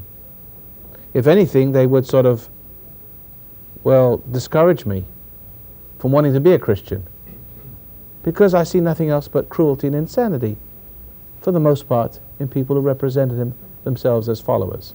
How on earth did I come to such a belief in spite of the evidence around me and the cruelty and the hypocrisy which would dissuade a person, you know, a Jewish person makes it very difficult. Jewish people are not very, well, Christ-believing, to say the least. The Jewish girl doesn't marry a non-Jewish boy and vice versa. So, you know, you mention the Jesus in the Jewish household and they stop up their ears. It's like a dirty word. And so now how did I get to do that in spite of all that? My training, my conditioning, so to speak, it's because I love the truth. And if I was born in Timbuktu, in the middle of Brazil somewhere, as a blowpipe throwing Indian, blowing Indian, I wouldn't need the Bible, because all I would have to do is want to know the truth, really sincere. After all, I was, in a sense, born into a savage society. You know, and hypocrisy is much worse than not having truth at all, because it dissuades you from the very truth that could save you, right? That's the problem with our society. If there was no religion in it, I think we'd be better off. We might find by our own searching. By its absence, we would find what we lacked.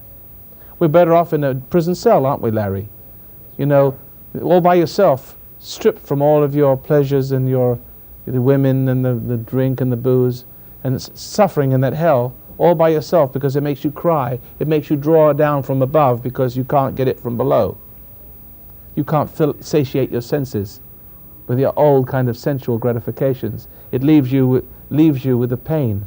And as Larry said, the best thing that ever happened to him was going to jail. I've had people say, I've lost my legs, I've lost my eyes, but the best thing that happened to me, otherwise I would have lost my soul. Something had to stop me. Something had to hold me. Something had to let me sit still for a moment to experience reality, let it catch up with me. That's what I'm teaching in the meditation, by the way.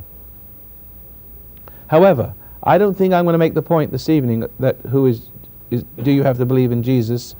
But the thing is, I was like a little embryo, a little baby just born. Meh, mommy. Meh. It wasn't even mummy, you know. And I cry and I get diapered. I don't know I'm being diapered. All of us, I don't even know I'm wet. I don't even know that I'm uncomfortable because I don't even know it from Gurnisht from right away. But all I know is I cry and I drink, and I cry and I'm dry. You know what I mean? And then for a little while but each time I cry and something comes. I don't see it, but I'm growing. It's nurturing me. And that is the state of our minds when we are hungering and thirsting after righteousness, because we are filled. See that? There's a scripture again. Simple. And one day, as we get nurtured and as the soul begins to be made over in the nurturing of that love, then what happens? We open our eyes, we read a scripture, and say, oh yeah, that's who's been doing this. Like a child says daddy or mummy when he opens his eyes and sees his parent for the first time. He doesn't really see them that well, right? But he learns that's daddy and that's mummy, and after a while learns what mother does and what the father does, and he starts to become very, very aware, but only as a result of mother and father being there for them. Now, I think very much is the same way that you don't have to accept Jesus Christ right away. As he said himself, you only have to hunger and thirst after righteousness. And those who hunger and thirst after righteousness will not hunger and thirst after drink. The evidence that you are hungering and thirsting after righteousness is that you lose interest in drink. You lose interest in the things that they become boring. You know, maybe all your life you've been sexing and doing all kinds of lurid and exciting and stimulating, sensuous things, and all of a sudden you wake up one morning, you think, oh, that was groovy. One morning you wake up and suddenly you're distant. You're objective. It doesn't look that good anymore for some reason. You say, what the hell am I doing this for? Something's changed. But it only changes in the kind of person who really, deep down inside himself, embryonically, loves the truth. He's being nurtured. He doesn't know it, even in the midst of his suffering, in the midst of his sins. There's something not quite content and is crying. And the Father is recognizing that cry. It's going to the Father and coming from the Father. And the Father is beginning to dwell in him.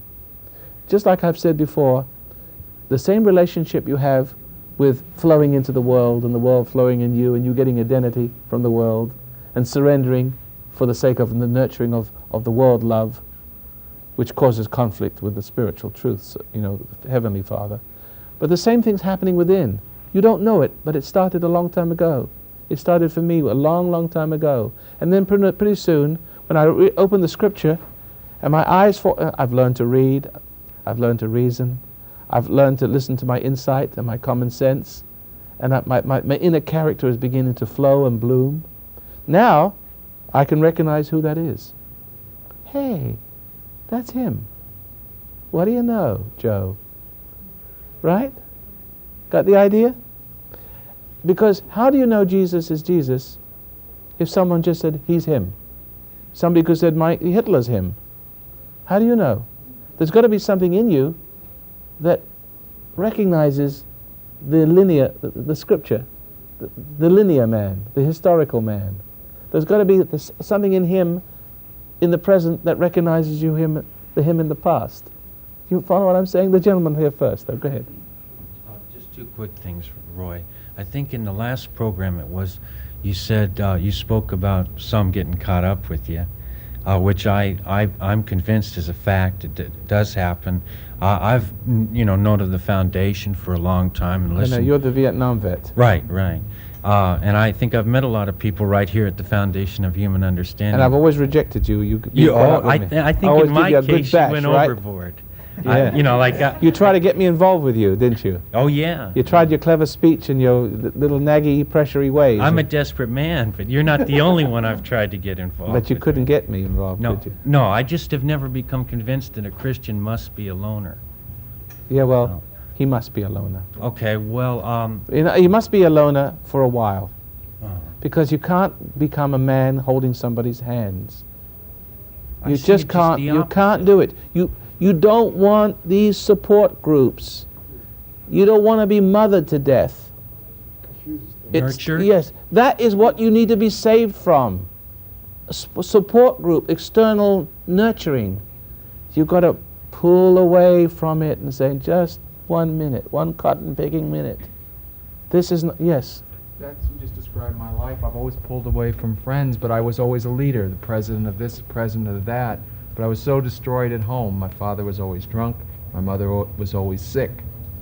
But talking about being alone, I know that somewhere in me that does apply to being a Christian because I'm also Jewish. You are? But all through school, all through school, I always stood by myself, and I didn't want those particular friendships. God blessed me with average looks. Otherwise, I'd probably be dead. If I had to deal average with looks, I don't agree with you. You're looking for confidence, you're not going to get it from here. You look pretty ugly to me. That'll pull away a lot of support. I have to play this for my mom. She thinks you're wonderful, right? No more. You're going to face only your mother could love. You better come out of that illusion. He thinks he's average. See what a good nature he has. All right. Are you out of that illusion? But you once said you weren't always that ugly. I found a picture of me as a little kid, and I had hair, and I was robust, and I was a beautiful child. I know, because objectively. You see, what happens to you when... And look at this. If you look at him, he's wimpy looking. Yeah, and he's a typical psychotic person who's been sucked out. His life has been sucked out, and something, the replica of whatever's done it to you has That been makes put me in. very upset that my ego wants to just, It would tear at me. Yes. Be honest about it. Are you angry with me right now? Yes, because it reminds me in a way of my I'm not mother being says- mean, am I? No, but I see that same fight I have with my mother. She says, you're not working. Get a job. And I see... But she's robbed you. She's robbed you of it. You have been so caught up with the fixation to your mother and the struggle to be yourself. Can I ever be myself? Well, that you're so burned out you can't work. And when you can't work, you become dependent on your parents. When you become dependent on the love of your parents, you're more of your parents and less of yourself. And you're more rebellious trying to be yourself, and the struggle burns you out and then your mother says work, and then you can't work, and you hate her. And she's taken all your motivation to work and then motivates you to work. What the hell do I do? Not resent it. What, do you live with your mother? No. Thank God. Well, 28. I lived there until I was 28 years old. How old are you now? 35. Well, it's best not to go to see her too much. Right, keep away from it. Stay away from that woman for a while. Telephone call once in a while. Otherwise... I tried it, but I do it in the wrong way. Well, then don't do it at all for a while. You got to get free from that conditioning. Now, we're getting a little off the subject, but yes. Yeah, I had God reveal himself to me over 10 years ago, and then when that happened, I said to myself, well, the Bible's a book that it demonstrates what God is. Was the revelation that came to me. I mean, Jesus reveals what God is, that pure love, there's no obligation, there is no ego, no pride, it's in all that, and it's clothed with humility, and it doesn't seek its own, and all. I mean, it was like a ton of knowledge, and I know that what you speak of is true. It's because I know it, and there's no there can't be any emotion. No, you accept it very... will you stand up, please, because they're sure. All they do is getting the top of your head. Oh, okay. But there's one thing I'm confused about because of my own personal interest, the emotion of... There must be at some point in time, I know Jesus had a little bit of emotion here on the cross, but the Christian singers, the ones that sang and the tears are coming and so forth, now, if that is coming from the right place, and what I mean by that is,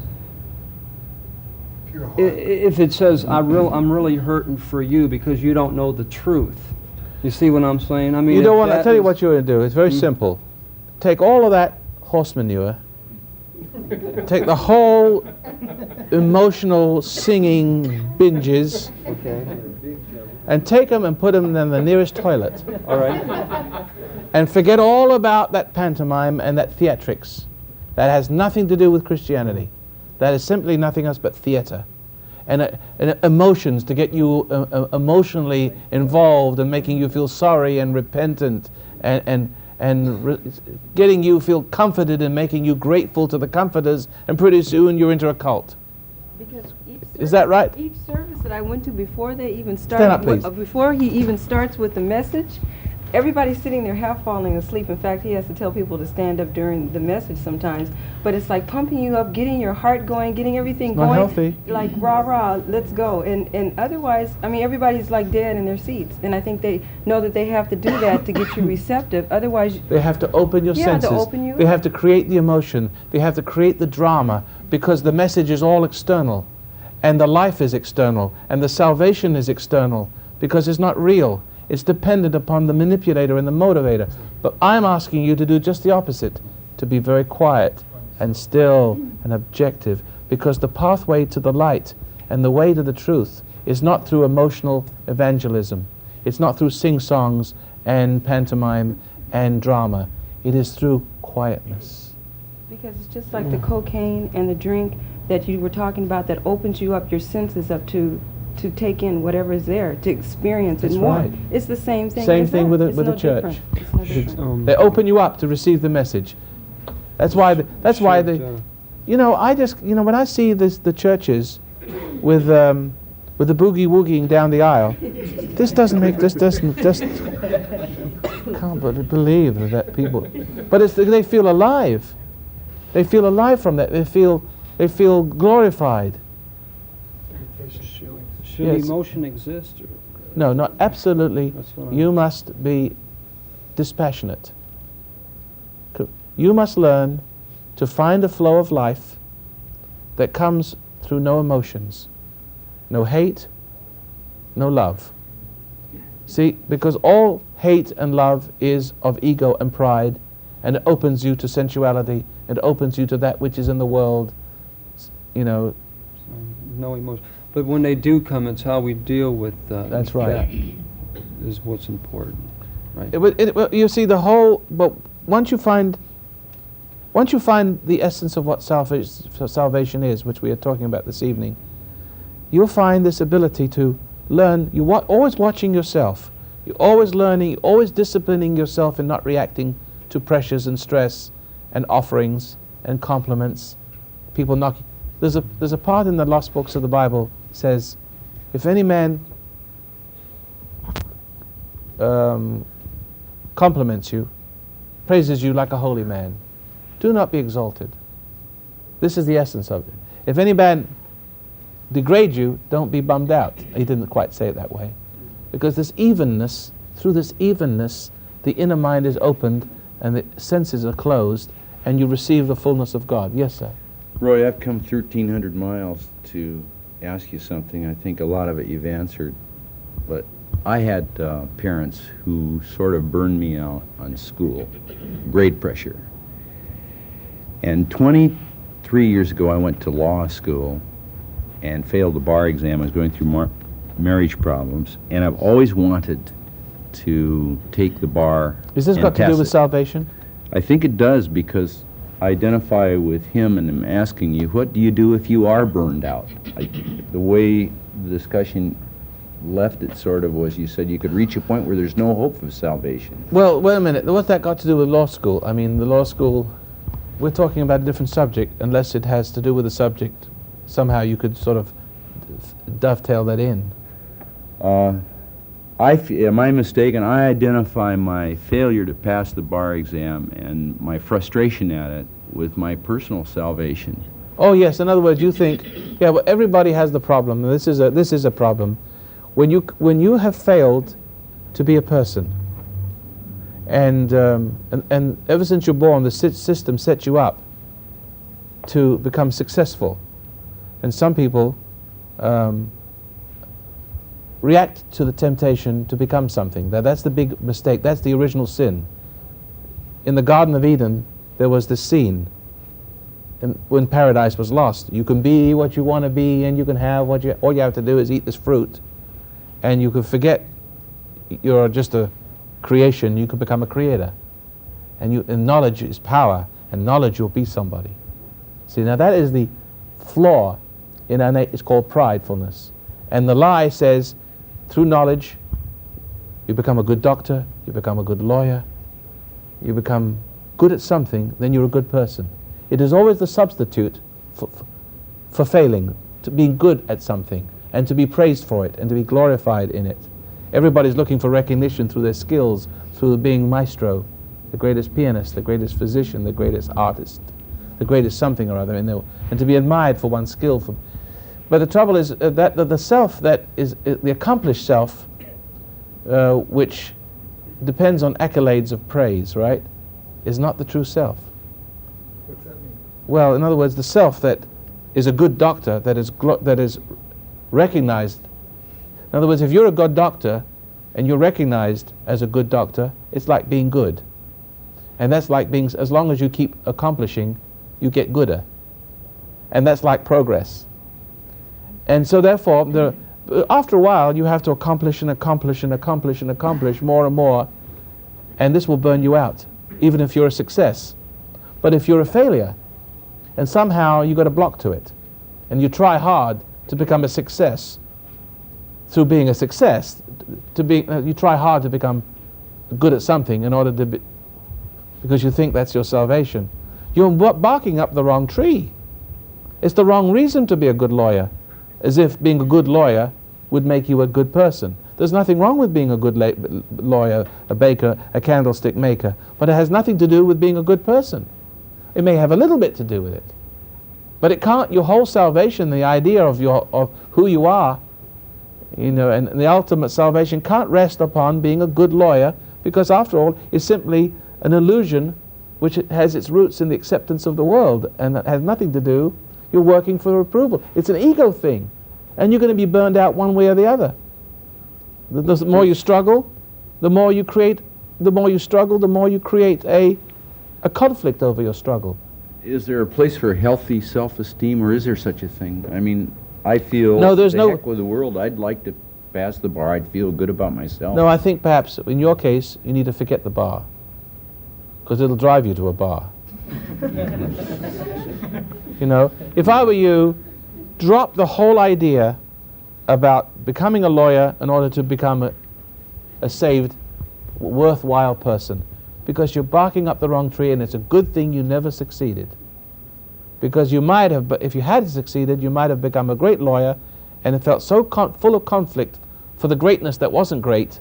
After, look how much time you can spend being great, how much time you spend cultivating your intellect and your cleverness and your skills like a trapeze artist, but it serves no purpose at all. It goes against the purpose. You spend all that time being a phony when you could have spent the same time being real. You only have so much time on this earth. You can't spend your time building a phony.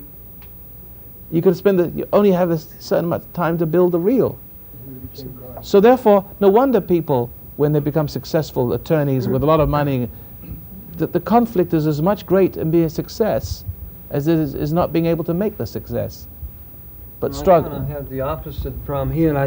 I went into radio, I went into the movie business and got a few parts, and there was nothing there. Yes. And I felt but like he hasn't nobody. learned there's nothing there. Yeah. He hasn't learned this. He keeps thinking it is. Yeah. See, it would be. You say it's for some people, like people in India. They're very poor. Most of them are so poor, and people in America, we have quite a bit here. Even the poorest are richer than the people in India. There's only one. The reason why the Indians go on and they survive is because most of the Indians over there, they never will have anything, and they never can aspire into anything, so that they can't realize having something is nothing. They can go on hoping, and believing and dreaming, but they can never discover the truth that Americans have discovered, that having something is a big lie. And once having got those things and being dissatisfied them, we can go on to something better. See what I'm saying? Who understands what I'm saying? Now, so in a sense, for some of us, it works that way. You see? That doesn't mean you shouldn't have anything. That doesn't mean you shouldn't have anything, but we also, for instance, Roy Masters has everything he wants. I'm not rich, you understand, but I have a decent house, nothing special, and I got a nice car, nothing special. But I've got the things I want. So what more? I discovered now, I thought those things were something. I thought, as a young person, I think, well, we should have those things. And I worked towards them. And that was a certain goal. And I worked towards them in an honorable way, you understand? And that's the link. To work towards those material things in a totally honorable way. Because if you get them in a dishonorable way, when you achieve them, they cause guilt. And it's great pain, and then you throw all those things away, as if the things were the problem, when they're not, and then you're without things again, and it starts all over again. You go to the opposite. Well, if having things make me guilty, maybe if I don't have things, maybe that will make me innocent. That doesn't wash either. You get caught up in a crazy yin-yang pendulum. So now I'm saying, perfectly honorable. Get the things in the way the good Lord, by living according to your principles and totally one step in front of the other, with honor and grace and fairness in your dealings, and slowly and wisdom in your judgments, and you accomplish those things, and then when you get them, you're comfortable with them, but then you're right above you're right at the pinnacle of you're tippy-toeing over the top, and you're seeing something beyond that. And now, since you are successful and you've got those things, but yet it's not what you thought it was, you're able to see the beyond. And you'll be able to attain to the beyond because you're no longer preoccupied with having more and more and more, which never satisfies. You've got the more, which satisfies, and now you're on to the next leg of your journey. You've got the wrinkles out of your belly in the right way, if you pardon the way I said that. And you've got the things which satisfy in a satisfying way, but you realize then there's more to life than that. And you usually have the leisure time because you're a businessman, you've saved, you've been wise, you've been frugal, you developed your character. You don't have to work so hard. And so therefore not working hard is like retiring, and it is the seat of, well, it's the basis of philosophy. When you have leisure time to think and chew the cud and see, that's how you discover the truth, by setting your house in order, but in right and just dealings with people. That's why I said to Susan, get your life straightened out because you're not going to make it. You've got to put one foot in front of the other. Anyway, I didn't complete my whole idea on salvation, but that's all we got going for this week. I mean, we did 5 segments and we could have gone for another 5. My ideas of salvation and Jesus are yet to be put in speech. But tune in next week if we're still here, and maybe you'll get a good eyeful then. Thank you very much for listening to me and putting up with my nonsense. And if you don't think it's nonsense, or if you like my nonsense, support it so you can hear more. And that's the way the foundation works. You like what I say, you get value, your life starts to change. Help us to continue that service to you and others. Thanks for listening, and join us again.